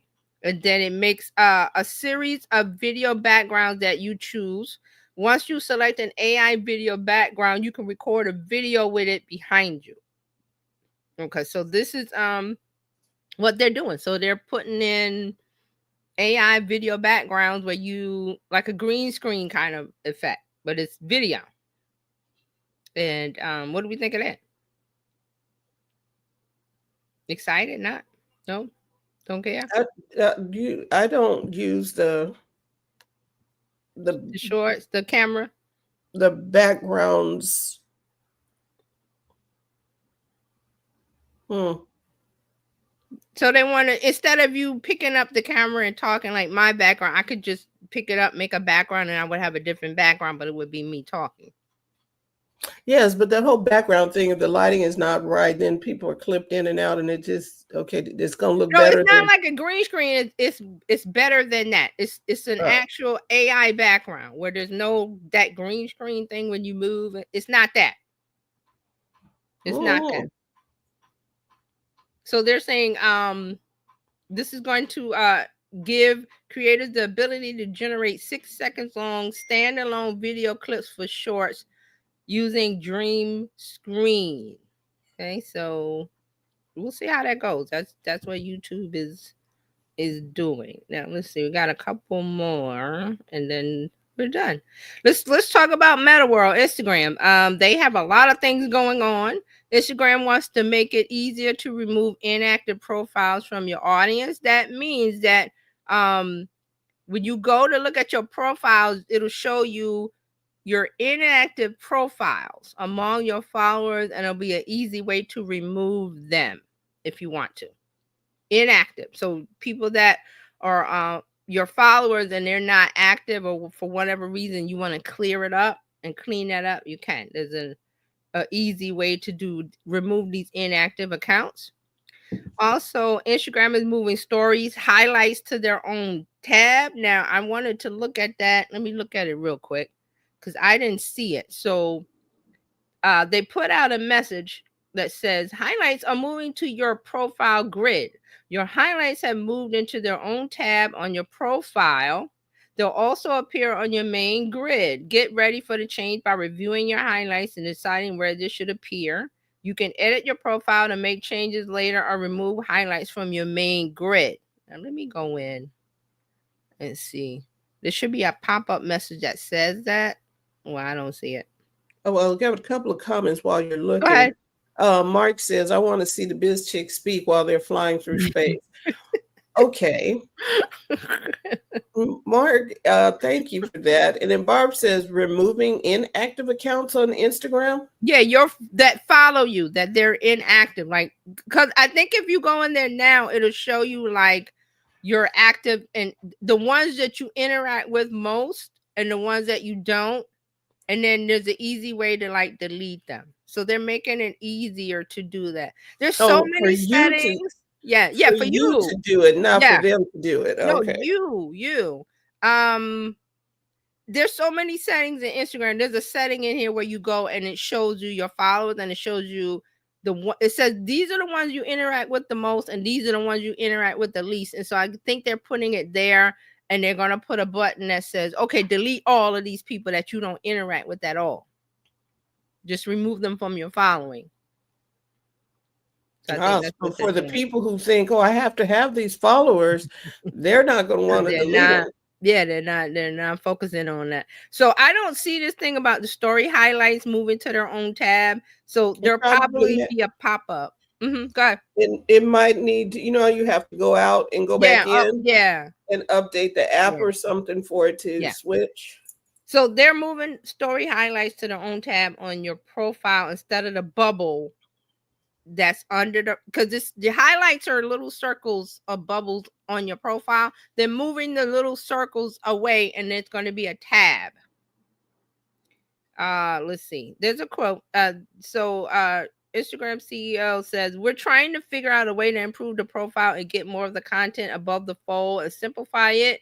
You will still have control. You can still pin things. There'll be a dedicated highlights tab, but we don't need to have pogs. I don't know what that is. That's an internal word. and squares and have it all be complicated and pushing everything down. So that pogs must be an internal word for the little things on your profile. See, didn't explain it. Barb says, geez, I have not been consistent on Instagram. Logged in. We're still following each other. Don't give up on me. I've not been well. Sorry to hear that. Don't worry about it, Barb. You can, Instagram is one of those things you can jump back in and swim and any old time and say, hey, I'm here. So that's the good thing about it. You don't have to worry about the posting. I'm not posting, but you can come back and just post something and it'll get traction. All right, so that's Instagram. Let me go to, I'm gonna save Threads for last. So Facebook is doing Messenger. Facebook Messenger gets HD, high definition video calls, AI backgrounds. Here we go again with AI backgrounds. So they are adding HD video calls and voice isolation.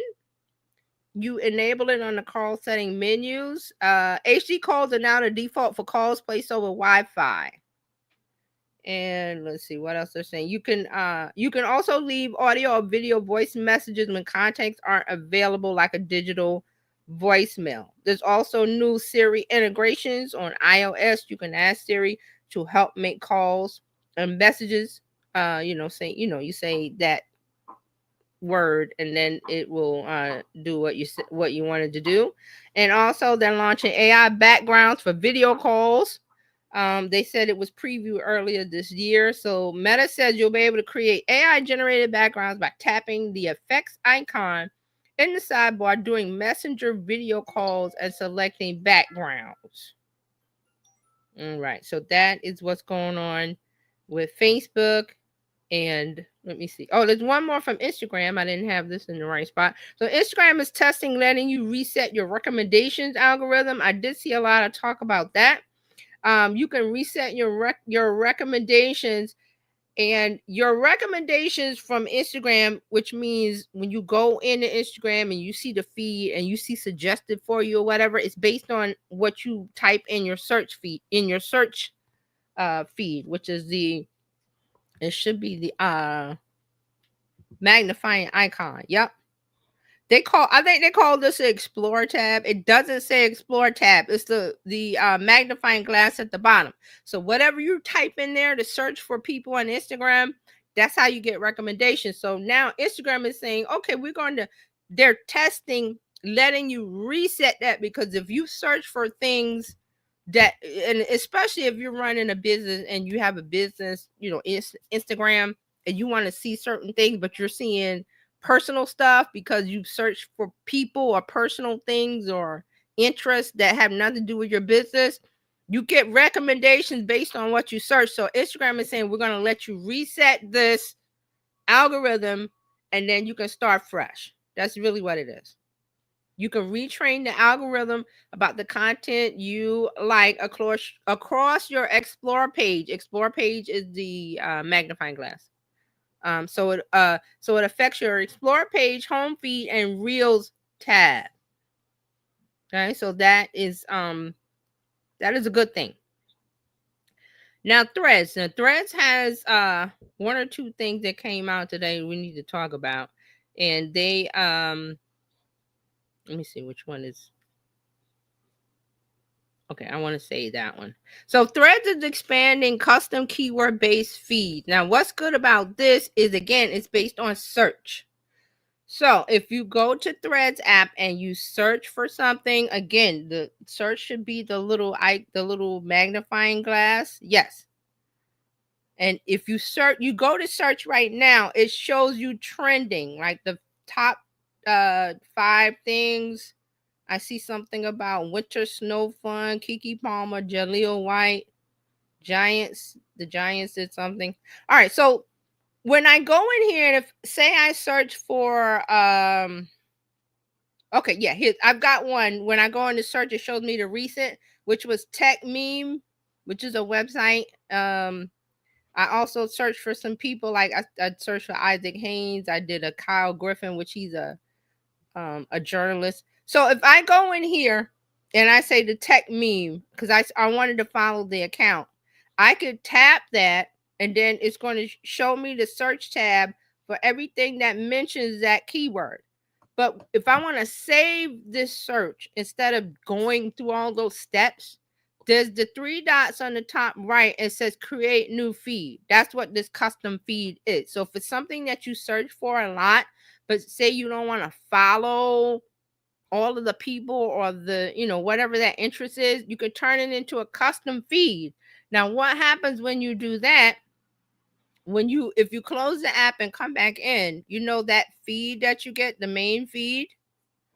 And if you pull down, you get to see all your feeds. It's for you, following, and then I have the tech meme. So the more custom searches that I save with the 3 dots on the top right as a custom feed, I get to see them. I have to remember to pull. It's called the spring thing. When you pull that down and it springs, it will show me all the different feeds. It will not show me the feed automatically. I have to pull down. Does everybody get that? Okay. This is really, you search for something you like and you want to pin it and you want to see it all the time without having to go and type the word and search and this and that. And then you want to see the custom feed, you go in and you pull down on the screen. You just pull down with your thumb, your finger, whatever, and that little icon will spring around, and then it shows you the feeds for you, following, and the thing that you search for. And you can, I believe you can do more than one. I'm not sure the limit. Okay. It says not all Threads users have access yet, but those that do, you create a custom. Oh yeah, I just said entering your search term, tapping the 3 dot, select and create create new feed. You can also add specific profiles to your custom feed by visiting the profile that you want to add, then tapping the 3 dots. So again, this is somebody, if you like, I follow Gary Vaynerchuk everywhere. So if I wanted to make him a custom feed because I want to see his stuff real quick without having to look at my For You or my following, I want to see his posts, I can make him, I probably will. I will make him a custom feed. And the next time I come in, I want to see, well, what is he talking about? Because he posts a lot. So I can come into the main feed and pull down on the screen, and then that feed will be there, and you tap it, and then you see. It's like a list thing where you get to see the keyword or the profile. You can pick one profile if you want. This will also work on the desktop, I believe. If you use Threads through the browser, you could do it there also. You'll see. So, okay, this is all in Threads. Let me go this there. is the Threads app. Okay, so let me go to Threads and do that. And while you do that, let me tell you what else Threads is doing. Threads is testing an AI-powered summary of the trending topics. So when you go to the search function, which is the magnifying glass on the bottom, and you tap it, it says search at the top, and then it shows you the top 5 trending topics. And I think it's based on like what you interact with. Now, I had something about the New York Jets. Who was it? I don't think I've ever searched for anything football related on here, but it may have pulled it up because I'm in New York. I don't know how these trending topics are done, but you see the first 5. So now they're saying there's going to be AI summaries of what people are discussing in the app's trending now section. Okay. Whoa. Okay, so the trending now section is where?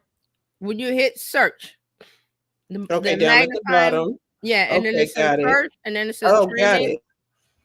Yeah, so it's going to be based on, I'm not sure. Now, in X, you could change the trending topics to your, like, I would change it to New York City, or I can change it to the United States. I could change it to worldwide. I could change it to different countries. I'm not sure how they're doing it in Threads because that information wasn't shared. So you're going to see different things in the trending section. It's 5 list items, but they're saying today that they are going to make AI-powered summaries of the topics, and I'm assuming it's to give you an explanation of what the trending topic is about. They have not said, they have not given a lot of details because this is a test.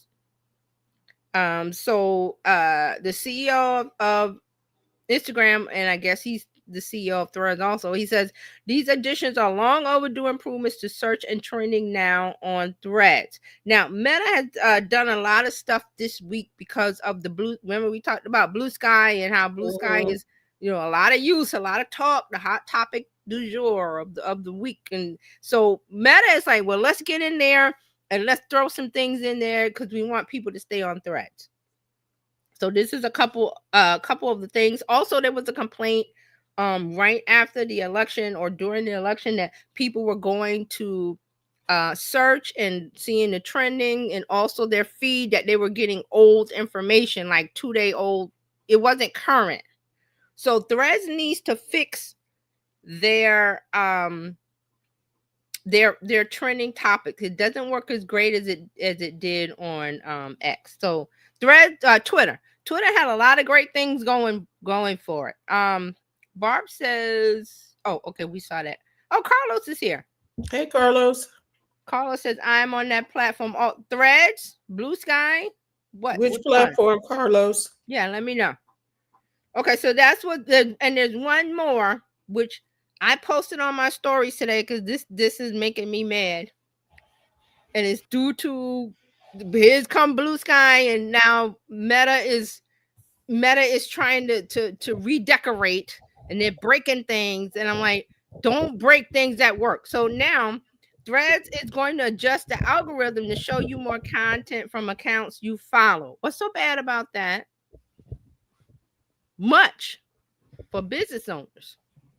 There's much wrong with that. There's a ton wrong with that. So because there was complaints about the algorithm, now they're trying to quickly go in there and give you, when you go on your feed, give you more content from accounts you follow. How it works before they did this is that, and this was one of the complaints, but I was like, it's a good thing for business owners. When you went into Threads, into the main feed, you saw posts from people you didn't follow. There's a good and a bad to that. But I was saying that you have to train your algorithm by liking things, and then you would see stuff. But now for business owners, you're not going to be able to be seen by people who don't follow you. What does this sound like? This sounds like Chronological on Instagram, which is the thing that people want on Instagram. But they're giving it to you on Threads, which I'm like, I don't want it on Threads. Threads was great the way it was. Why are you breaking it? For business owners. So now your posts are not going to be seen unless people follow you. I don't like it. So here's the quote. We are relaunching ranking to prioritize content from people you don't follow, which will mean less recommended content from accounts you don't follow and more posts from the accounts you do starting today. He says that creators might see their unconnected reach dip. For you creators out there, you should see unconnected reach go down and connected reach go up. This is definitely a work in progress. Balancing the ability to reach followers and overall engagement is tricky. Thanks for your patience and keep the feedback coming. No thanks, Adam. No, this is not good. So I put this on my stories because I don't like that. So you understand what that is saying about Threads. Threads was a place for discoverability because you could see posts from people you didn't follow. Now they're changing it to you only see posts from people you follow. Well, if you're going on for business, you want new people, fresh eyes. They're not going to do that anymore. So they've broken it. They've broken it because, we got to catch up with Blue Sky. And so I've seen a lot of business and I'm people that I follow on Threads that talk about business and have, e-commerce stuff. And they all mad and telling him no, because this is how we're not going to be discovered anymore. So there's a lot of unhappy people, a lot of business owners that were unhappy under that post because he posted that on Threads. I think that, again, perhaps if you're not using it for business purposes, then that's fine for you. But for people who are relying, which you shouldn't, but relying on it for business purposes, it's problematic that you are only connecting with the people you already know. It's an echo chamber. Right. Those are And not your see, customers. and see what he's giving us on Threads is what they want on Instagram. They want all my followers to see. Give it to them on Instagram. Why are you breaking it on Threads? And it's because there was complaints about the way the algorithm works. One day he's just going to come out and say, "Don't tell me what to do." So now there's more work involved if you're a business owner. If you're a creator and you got your people from Instagram coming over, you're happy because they're going to see your stuff. So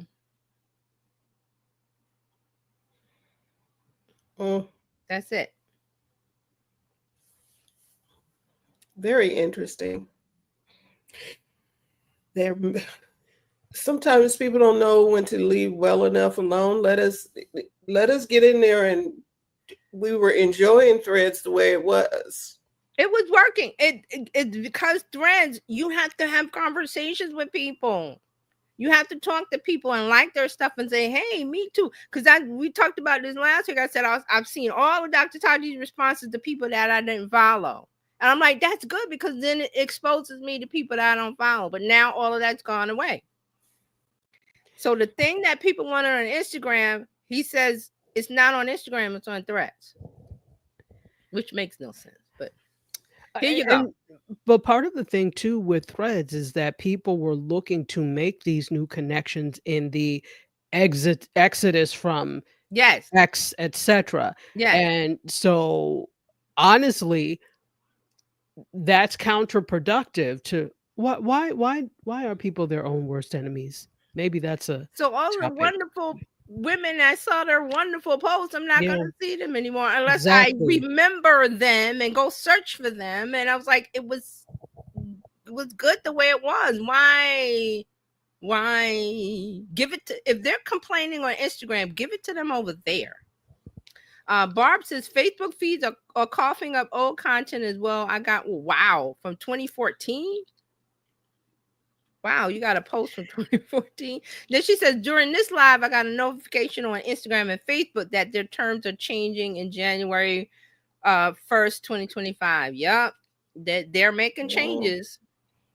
They're trying to get it all in between the end of the year and before they're going into holiday mode. So they won't have, people taking breaks, so they won't be able to do these things. So they're doing it now. I just was like, they're not gonna change it. But I said he doesn't care. They don't care. Yeah, they don't care because they're like, hey, you're a business, you should run ads. That's their motto. I don't want to run ads to my friends. I don't want to. I like Threads.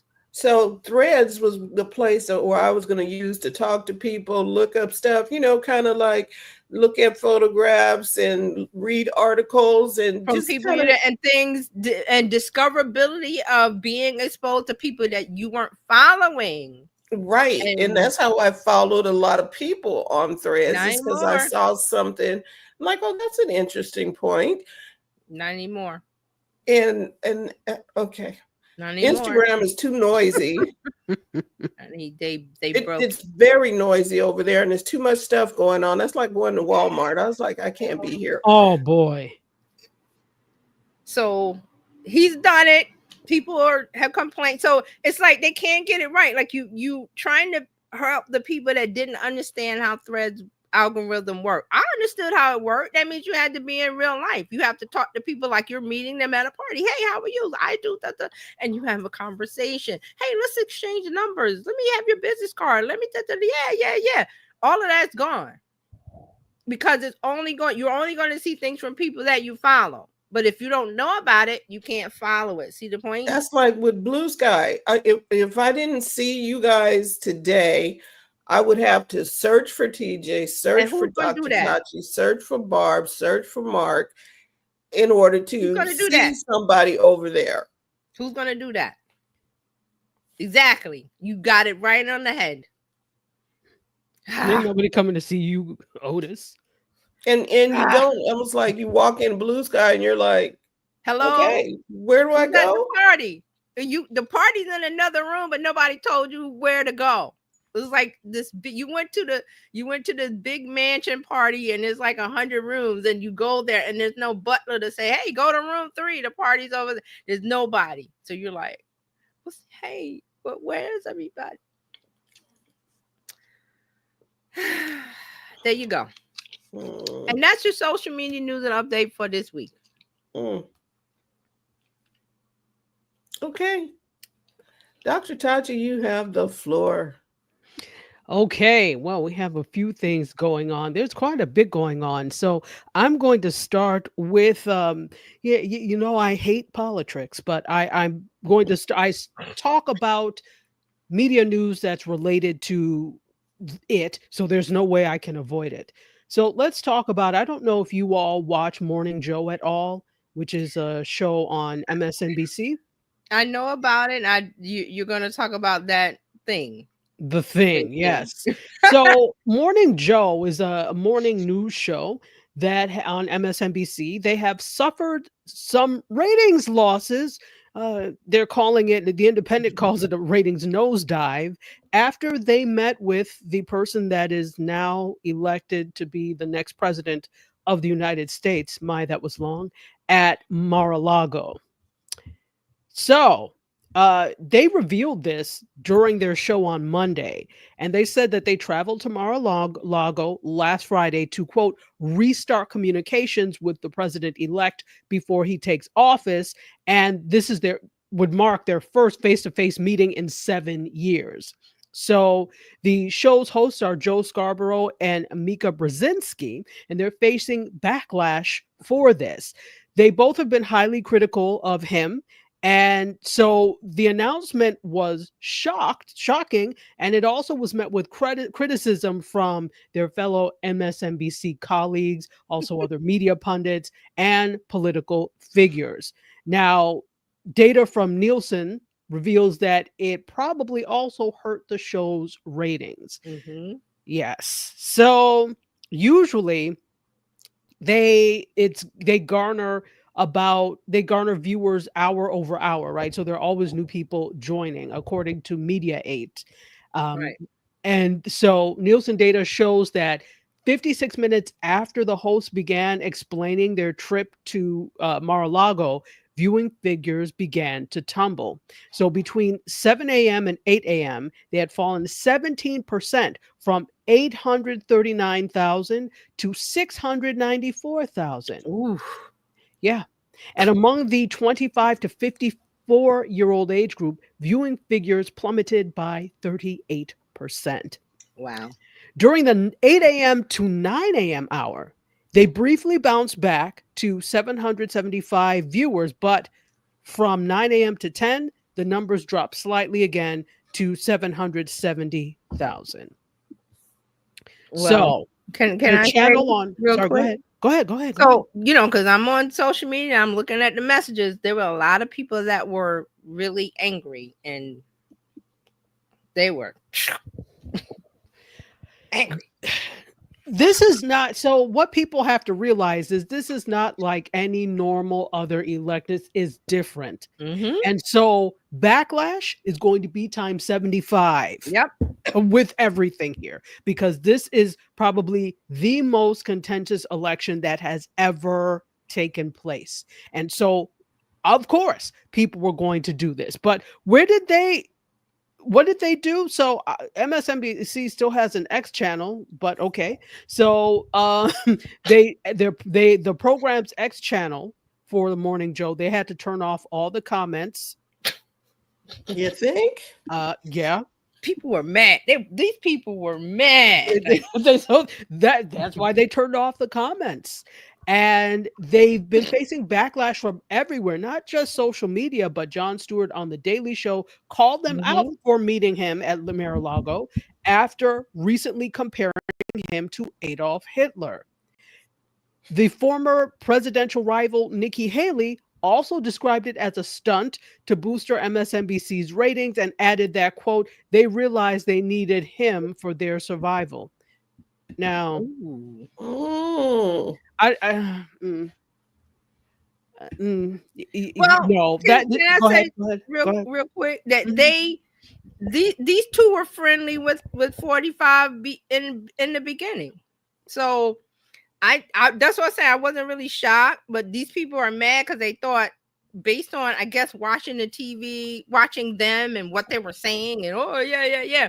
I was like, they were before all of I think 2016, they were all friendly with him. Well, exact. But then, if we remember, and here's the thing, he has not been a friend to the press at Nope. all. Nope. He's been downright terrible to the press because he only wants what good press has Yeah. to say about him. He To only look wants good. good press, right? Mhm. And so anyone who's critical of him, he hates instantly. This Yep. is not conjecture. This is truth. We've seen this happen over and Fact. over live. And Fact. so what starts to happen, even people that were friends, remember before he was on this stupid birther thing and the Tea Party thing, but he wasn't really, in people's eyes, a serious contender for anything political. So people, yeah, they may have been friendly with him before because he's just this kooky guy who thinks he's a millionaire, a multimillionaire, who treats people badly, who's the head of and he had some favor because remember The Apprentice. Yeah. People thought they were getting a reality star and they were so excited. So that's what I think, kind of led to this. So, of course, now they have it because since he's shown he has not been a friend to the press, he is not about freedom of the press. He only is with press that makes him look good and favorable, which is why there's only one news outlet that he favors for the most part, right? One major news outlet that he favors for the most part.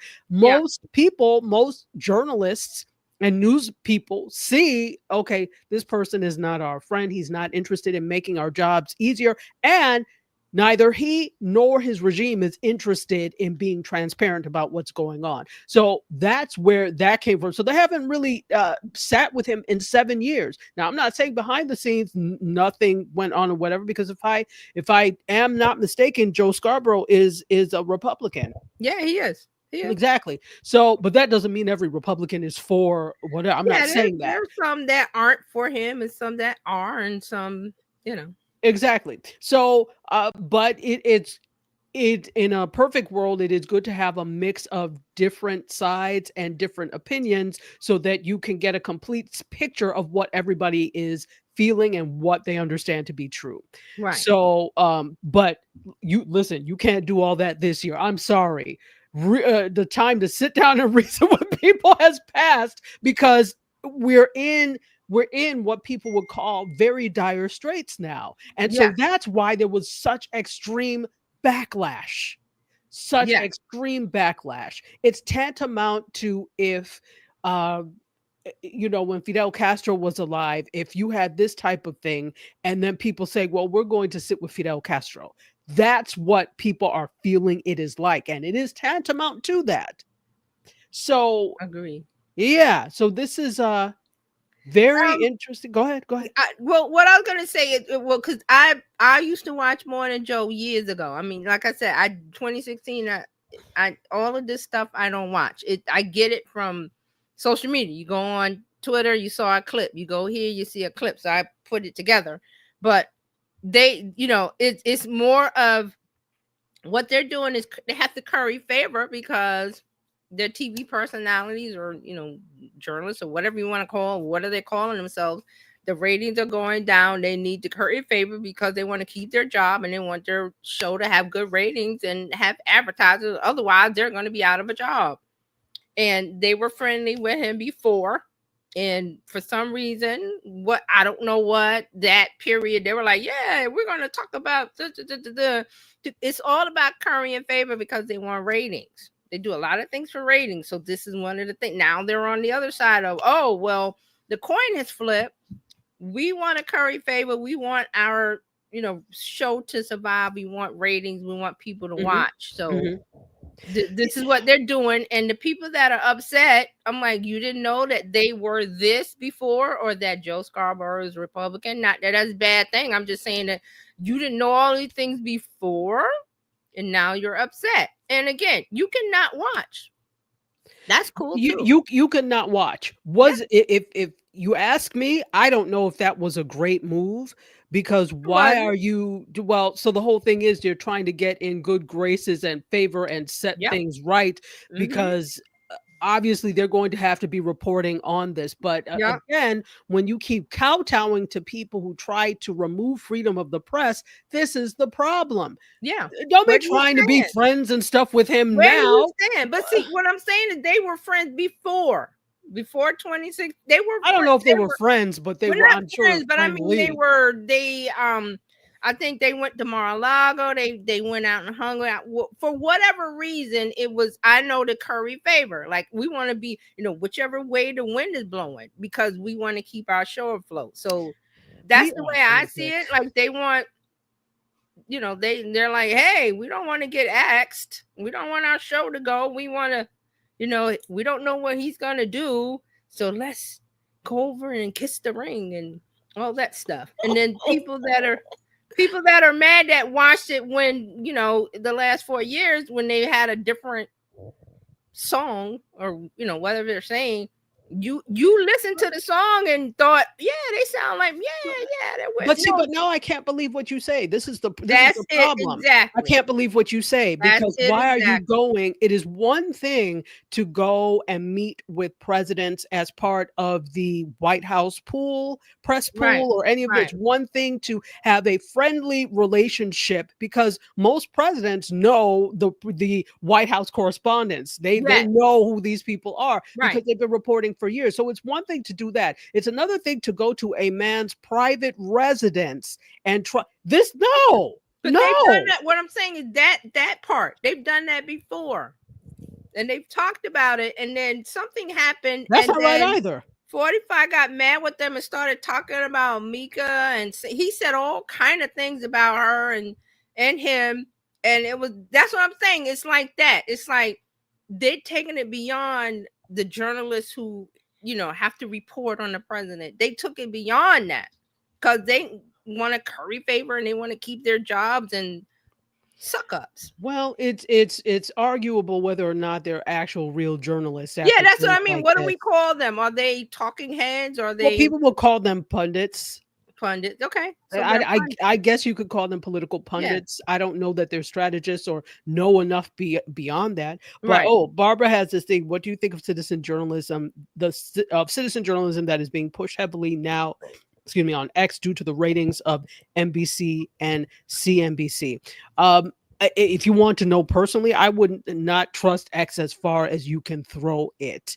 What has happened? You obviously do still have some journalists that are over there because I think there are people that are concerned about, just like Terry was talking about, people taking their name and doing things, so they're maintaining a presence. Yeah. But I think journalists are still really looking for some place to go. They are not set on Threads. They're not set on Blue Sky. They're all over there, but the level of engagement is different. There's going to be hedging their bets. They're hedging their bets. Yeah, and there's going to be an adjustment period to get used to these new things because. And I go over there to, I keep my eye. I want to see, well, what's the chatter about this and that and the other, but yeah, absolutely. Yeah. So I would. It's already been shown that there are people on X that there's still some great people that are over there, but because of the ownership of the platform, because of the ownership's agenda on that platform as well, that kind of makes things very suspicious. And again, we've seen what's happened to people. Okay, just look at Don Lemon, for example, and he had a deal with X and what was supposed to happen. That deal went away quickly the moment he had an interview that Musk did not like.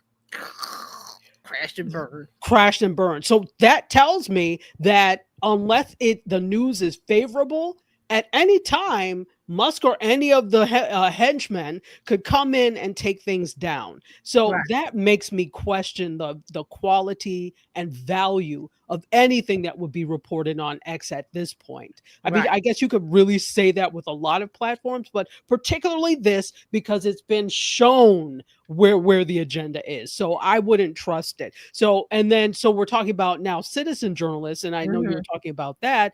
Right. Even less so. Citizen journalism is great because citizen journalists can get into places that regular journalists don't have the time to do. Right. But there's also the thing with training. There are many citizen journalists, they're not properly trained and journalistically trained, so they don't know how to sometimes properly get the story. They don't properly know how Or to the vet out questions, get people. the They don't questions do right, and right. So Yeah. they could be asking questions that are nonsensical, or Right. asking questions that don't get the heart of it, and you still end up looking for other sources. And then again, if you're there doing reporting on X, if I'm already questioning the platform, I may question you, because you're not even a bona fide journalist. You're a citizen reporting. So I love citizen journalism. On X, I'd be careful. Yeah. So And Barb has a comment. She says, I'm going to write an article on X about citizen journalism. As I was involved with CNN, I report citizen journalism and project. see, what I'm Well, gonna say you, about of course, that, I would believe. right? But see, the thing about the CNN I Report Citizen, I'm pretty sure that they have got CNN have guidelines for Right.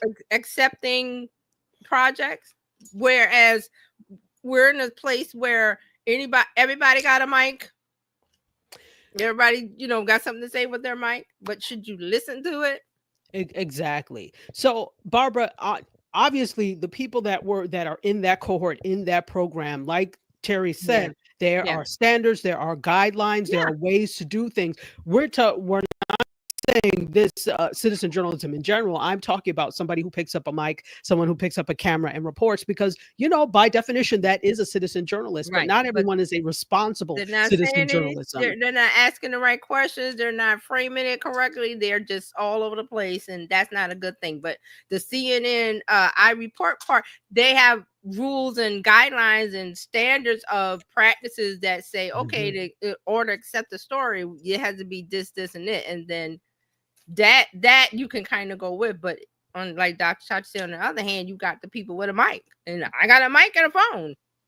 Well, and congrats on that, Barb. I think that's amazing, and I can't wait to read it. So, I think the thing that will strengthen that is, I don't know what the parameters are, but I would also see where else I can get these things, where else I could post these things. I don't know if you have parameters over on where you have to post, but I would have them on several different platforms, because if it's just X, then it's like, okay, why is it just X? But definitely, if you can, I would put them on several different platforms, cross-platform, make people aware. You definitely need, I'm sure you have, but if you haven't, you definitely need to be on panels and talking about this, because that just gives credibility to you as a citizen journalist and now journalist. And see, I was gonna say that this is why Substack is the thing, and like a lot of journalists are on Substack, because they can have their own publication that's independent of all what's going on, and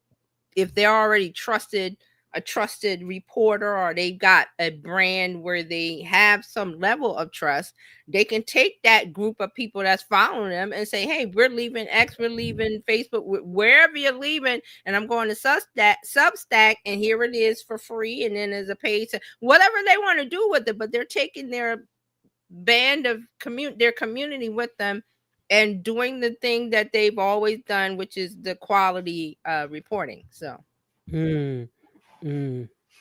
Wow. So no, that's great. We're gonna move on, because I know we've had quite a thing. Yeah, I had enough of politics. I really do not like politics, so I'm like, I can do without it. Enough, and I'm saying, not even watching any TV, I'm getting enough of it from online. So absolutely. So let's look at, I have a lot of things here.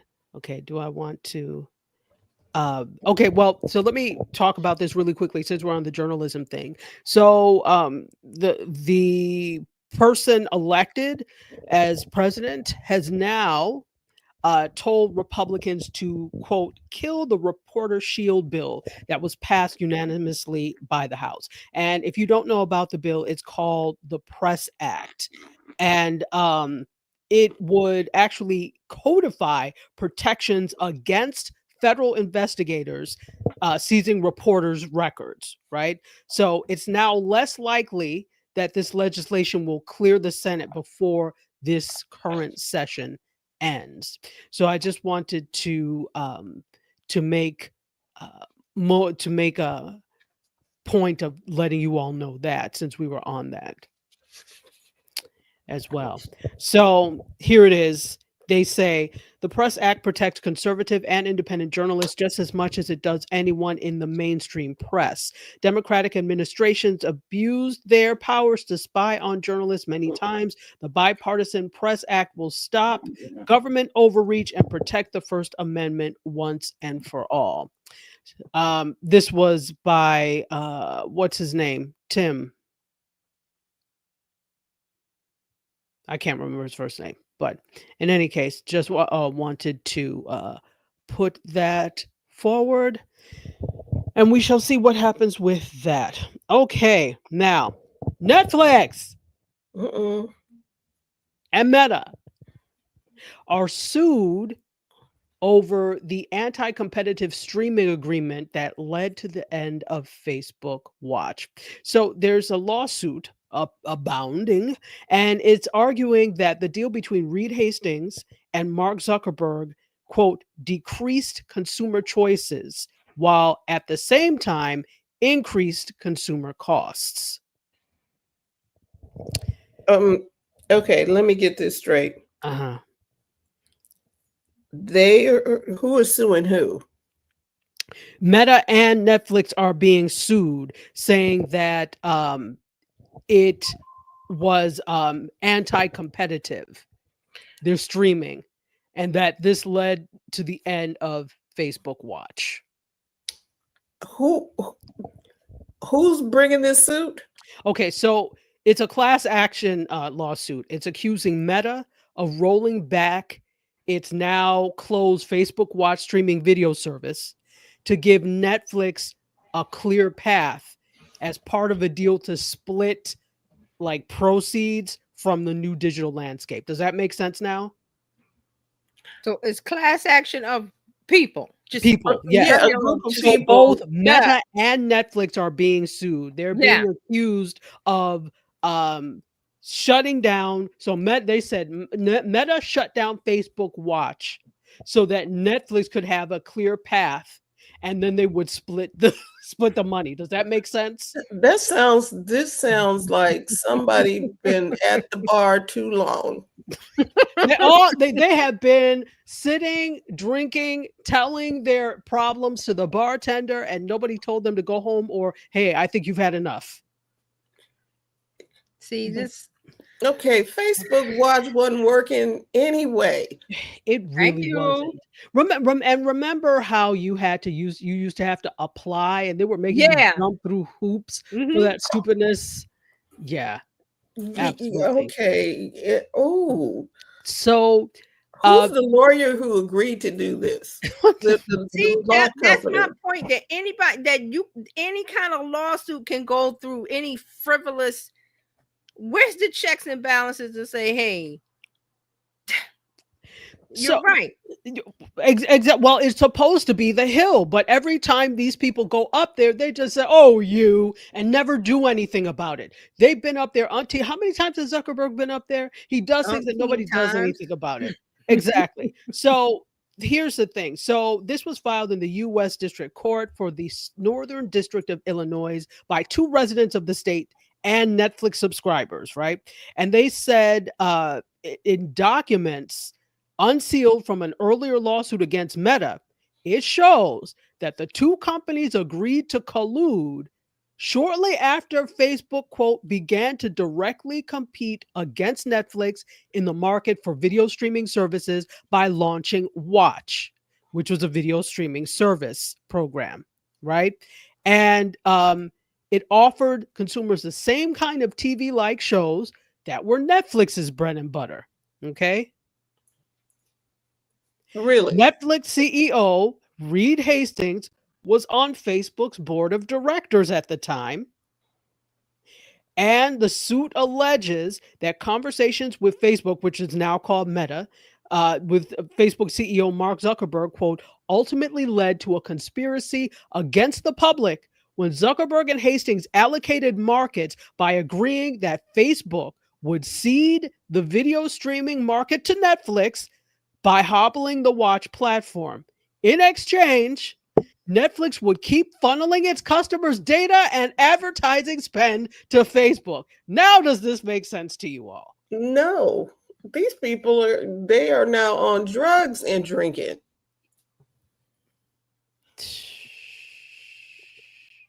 Wow. Oh, and Barbara, thank you for putting up the Press Act.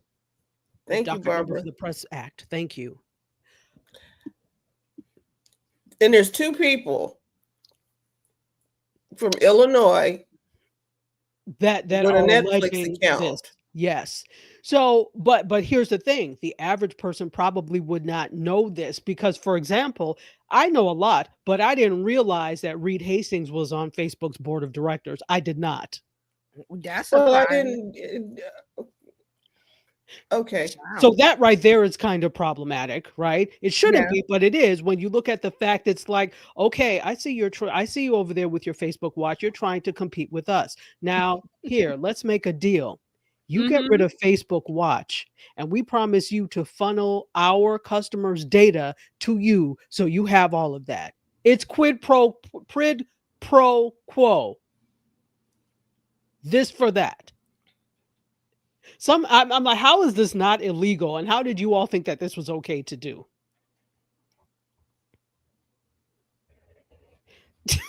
The silence. I mean, but they're alleging this. So has it actually happened? Can they prove it? Because they're just being sued at this point.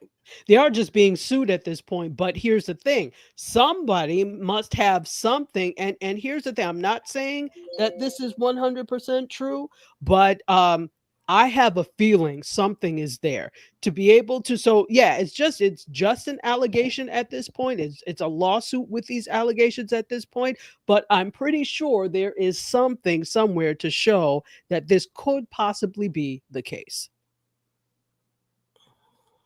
So it will be interesting to see this. So we don't know, that's why I'm saying possible. We don't know. But again, if you ask the public to say, do you think they did this? I'm quite sure a lot of people in the public would say yes, because there has been illicit behavior before. Have we forgotten about Cambridge Analytica? They have a history with data. They have a history with selling and using other people's data, and they just brought their big brother Netflix in on the act with this one, allegedly, right? Yep. Okay, so yes, Barbara, it will be very interesting to see what happens with it. I'm going to be following this one closely. So again, Google alert. Yeah, exactly. I said I do have a Google alert set up, but I think I may need to make it a little more specific. So yeah, this is the thing. This is an antitrust case, right? Because now you are cutting down on the competition.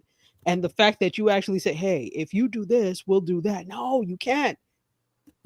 Quid pro quo. You can't do that. I'm not even an attorney and I know this. Wow. Okay, so that's what's happening over there with Netflix. They're going to be doing things. Also, let's take a look at the FCC. FCC Chairwoman Jessica Rosenworcel is going to leave the agency on January 20th when the new president takes office. She was the first woman to serve as permanent FCC chair, and she's going to leave on the day of inauguration. And this announcement came actually this morning after the newly elected announced that a fellow commissioner, Republican Brendan Carr would serve as the FCC chairman in the new administration. And Rosenworcel's exit will allow the new president to appoint a third commissioner, giving Republicans a 3-2 majority. So her 5-year term on the commission was actually set to expire on June 30th. And she has served on the commission since 2012. Very interesting. Again, we won't go into all of this, but yeah, so that's very interesting. I told you there's a lot of media news that is connected to politics today. I just have a few more. Let's see. Yeah, it's interesting how much of this is. So here's something that I think is really cool. Now, you all know that, or you may not know, but if not, I lived in DC for 9 years, and I really love DC because that's really where I became an adult. So I was there for like a lot of my adult life, becoming an adult, I should say. And I really enjoyed it. There was lots of good times there. One thing I never really got into while I was there was go-go music. Now, if you don't know about go-go music, it is like a mix of R&B and funk and disco and Africanisms and all of that. So go-go is really a big thing. I did not appreciate go-go for what go-go was when I was there because I am from New York State. So as a New Yorker, I was very if we're talking about urban forms of music, I was very aligned with hip hop. Okay, that's what I was used to. I loved all kinds of music, but very aligned with hip hop. So I come and I'm like, what is this? And they went crazy for it in DC. Crazy for it. But I didn't appreciate it. But I have an appreciation for go-go now. I really do. In fact, to the point that I want to do a documentary on go-go. So this documentary would probably involve me talking to this one individual. Hold on, I'm trying to find his name. Why did it disappear? Hold on, sorry. The story disappeared on me. And I can't find it. Where are you? Here we are. Okay. So there is a new museum that has cropped up in DC that is paying homage to go-go music. And it is really, honestly, the music of the capital, like Native Washingtonians. This is your music. So where did all of this go-go has always been a big thing, but the Huffington Post actually did some great interviews with the founder and about the cafe and go-go museum. So in 2019, I don't know if you remember this story, but because I'm on a few Howard threads, I saw this. In the Shaw neighborhood is where Howard University is. And what happened was, what's happening, GC has really been getting gentrified. So there was a large amount, just like any others, many cities, but DC had a horrible gentrification problem. I remember very well, I left DC in 2005, and I started to see it creeping up where things that weren't as expensive were getting very expensive. And then when I went back to visit, I was like, I'm sorry, a trolley on the south side of the Capitol? What is this? So it started to get really gentrified. And in 2019, a tenant in a luxury building in Shaw neighborhood, which is Howard University's neighborhood, made a complaint of the noise that was coming from a Metro PCS store nearby. That's what they do. They play go-go. It's part of the neighborhood. But you decided you didn't want to be part of the neighborhood. You want to come and change it to be what you wanted. So what they said, they thought, oh, okay. Well, we're going to have a block party where we play go-go as loud as we can. And I was like, that's exactly what you do. If you're not coming to add to the fabric of the neighborhood, get out then. You're not coming to help. You just want to take over. So that T-Mobile it was a T-Mobile store. It was Metro PCS, but T-Mobile. They have actually acquiesced, and the owner of that store was allowed to continue to play music, go-go, and more outside. So that's when the hashtag Don't Mute DC and an online petition came about on online.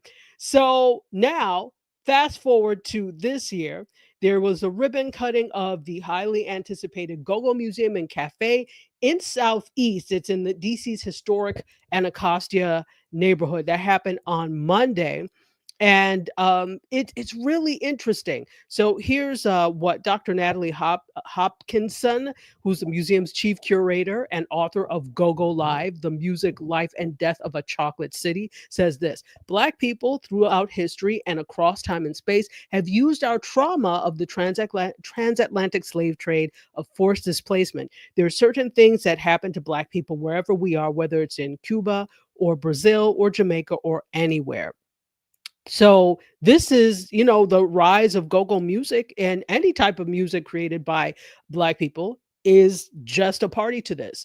So I am really excited about this. I really want to speak to the founders, and because I actually want to, if you're listening, I want to get you on Mediascope so we could do a proper interview about the cafe and go-go music and its history and that type of thing. But yeah, for those of you who are into go-go music, there is now a go-go music museum and cafe in the Anacostia neighborhood of Washington, D.C. So, yeah, that's really great. So last thing. Did you watch the Mike Tyson Jake Paul fight? I heard about it. I was tempted to tune in, and I said, nah, I'm not going to do it. Okay. I wanted to know because I watched it. First of all, I'm not a boxing fan, not a boxing person, but I figured, well, this is a media event. I do want to see how it goes, and it's interesting. It was an interesting fight. I was like, that's it, but not that I'm one to judge because I'm not a boxer or a boxing fan, so I don't really know how it goes. So there were two fights before the big one. Two male boxers, two female boxers. There were two matches, and then it was the main thing. So I think the main event started somewhere around 11 p.m. That was mistake. Well, they were in Vegas, I think, so it was early. So it was still 8 o'clock for them. But 8 o'clock is probably closely approaching Mike Tyson's bedtime. The man is tired. So not that I thought it, but you said it. Okay. Listen. Oh, there were 3 fights before the main event. So I missed the first one then, I guess. So I caught the second. I must have caught the second and third. Oh, I didn't realize. Hey, how are you, Fred, by the way? So I saw the first 2, and I'm like, again, I'm not a boxing fan. So you did not see it. So if you saw it, please feel free to weigh in. I thought the whole thing was interesting. First of all, this was less about boxing and more about exhibition and money-making opportunities. This, if you ask me, could have been anything. It had almost nothing to do with boxing. It was about how can we leverage this opportunity to make money for both of us. So first of all, you have the spectacle of the fact that these two boxers are at least 30-something years apart, right?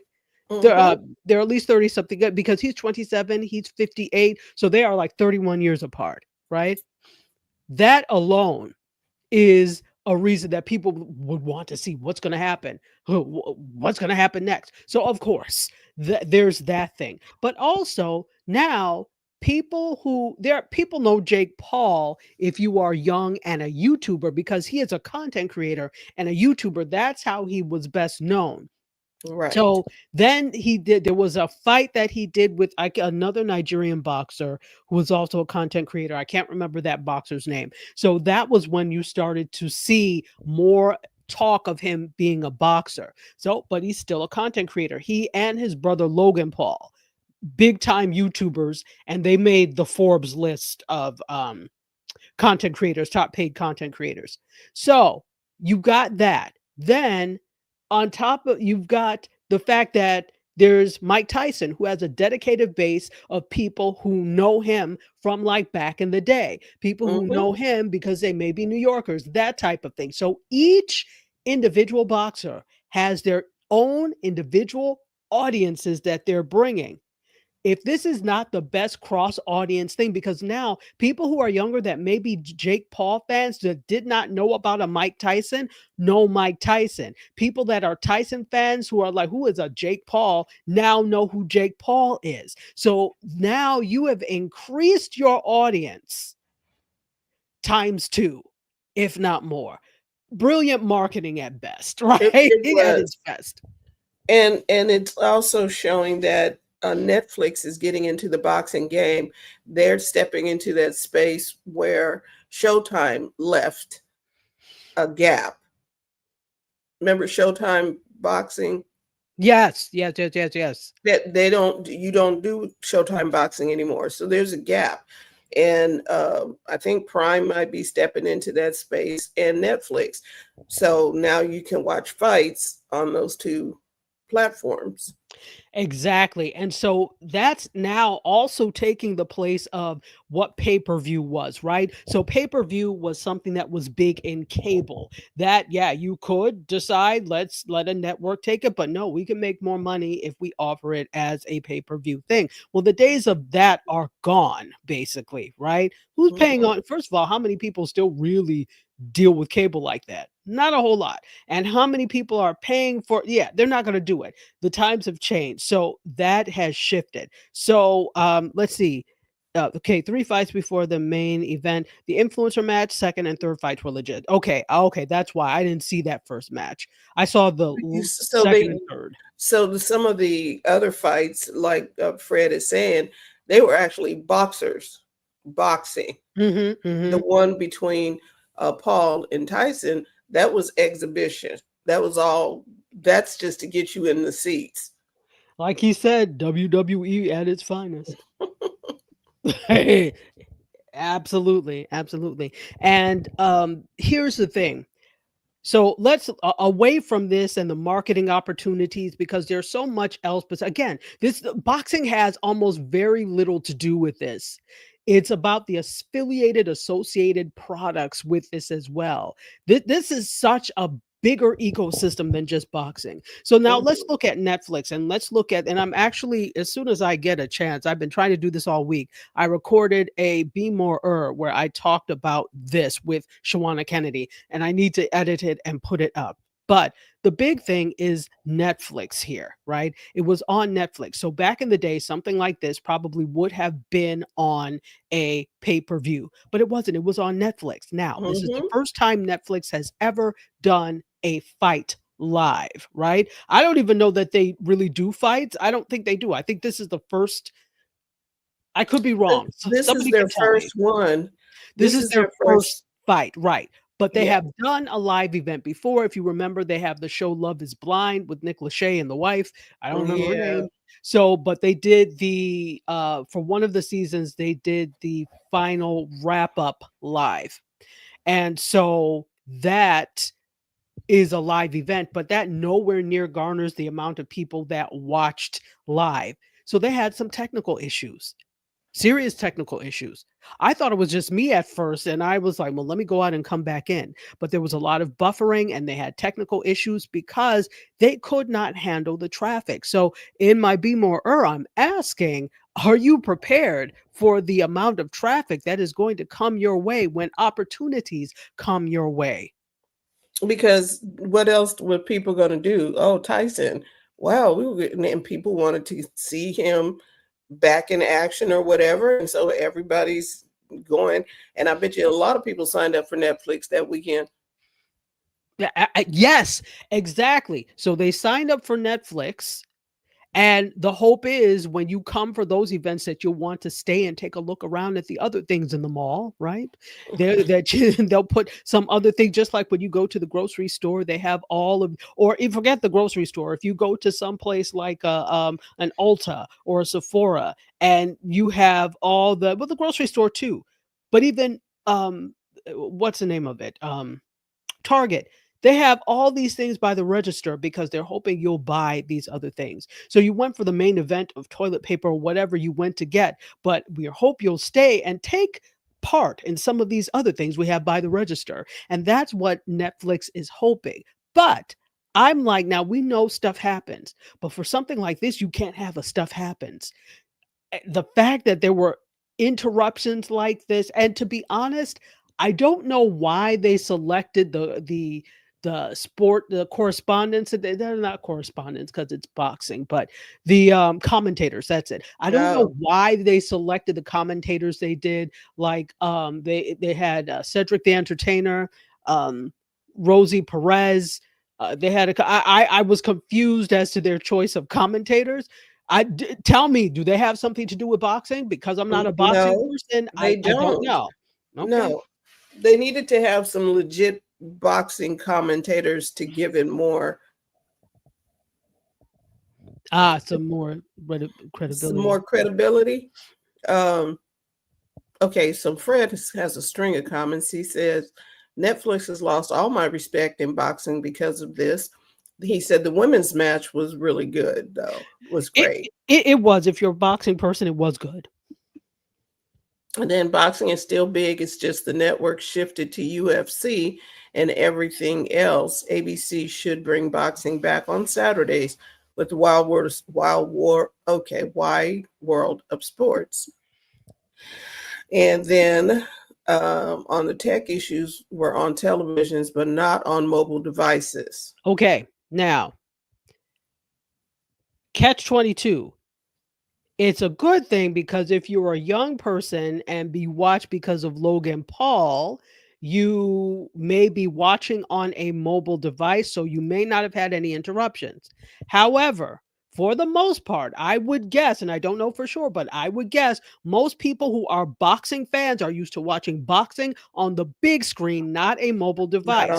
Yeah. Secondly, younger people are by numbers not as big. Boxing is a sport that tends to skew older in terms of people who like it. Sports in general, okay, tends to skew a little bit older, but we look at boxing, that tends to skew a tiny bit older. So those people probably were not watching on devices, which is why it was such a big deal. Because if most people were watching on devices and it was just a few handful watching on television, it would not have been as big of a deal. But it's a big deal because most people probably are old school boxing fans and they watch things on television.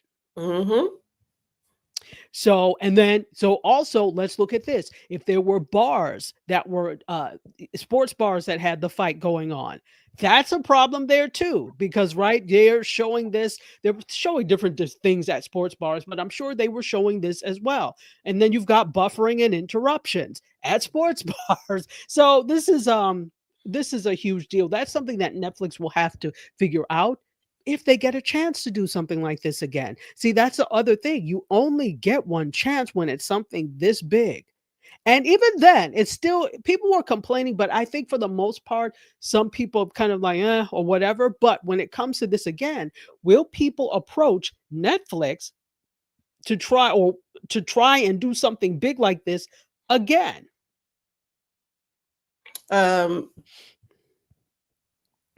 Fred said he watched on iPad, so there was no problem. And one day, Netflix will have to have an over-the-air partner because these fights, like I said, Showtime used to do this, and then so that's where you had the pay-per-view. You did it on Showtime. There are other platforms there's one called DAZN, where you can watch boxing, but that's mostly European. Boxing from the UK and over there. And it's a streaming service, but there is still pay-per-view for it. There was somebody else that did pay-per-view, ESPN Plus did pay-per-view. So yeah. And you're right, Fred. I think any tech publicity is good publicity. I don't think this that may be a question on the table, but I don't think this X's them out of doing big things like this in the future. But, that's always a question. Is this going to prevent them from doing it? I don't Well, personally think so. because where are you going to watch it?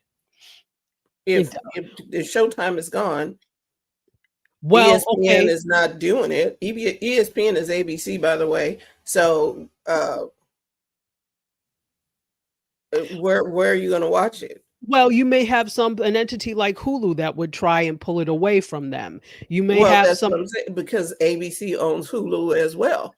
Yes, they do. Yes, they do. So that's all Disney. It's all Disney. So Yep. you may have Disney pull into some of their properties and try and do this. So you Right. never know which other streamer would try and bid or vie to do this.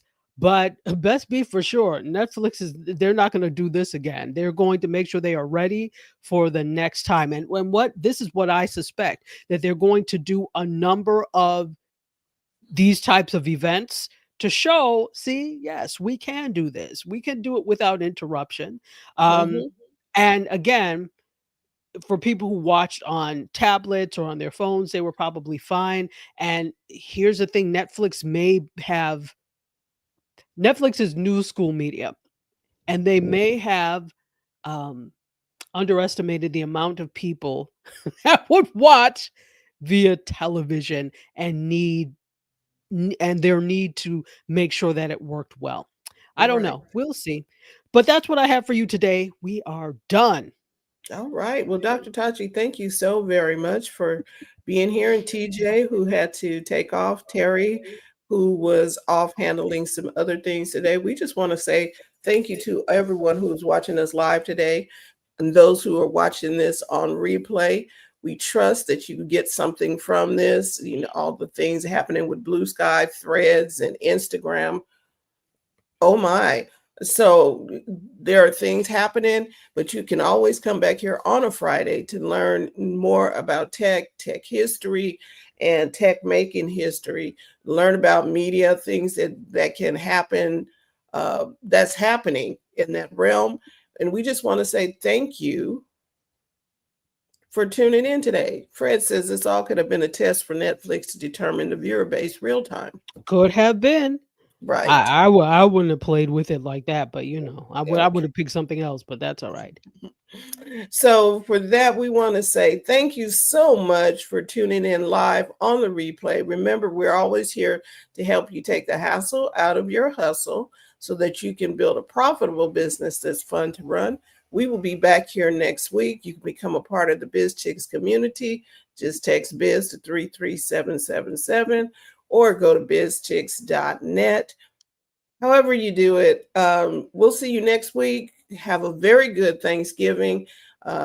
Just to let you know, we'll probably be doing a lot of encores this week because it's Thanksgiving and you need to spend time with your family, and so do we. Thank you, thank you, thank you. Any final words, Dr. Tachi? No, this was fun as usual, and thanks everybody for coming in. We appreciate you being here every week. We do. Talk to you soon. Bye. Bye-bye.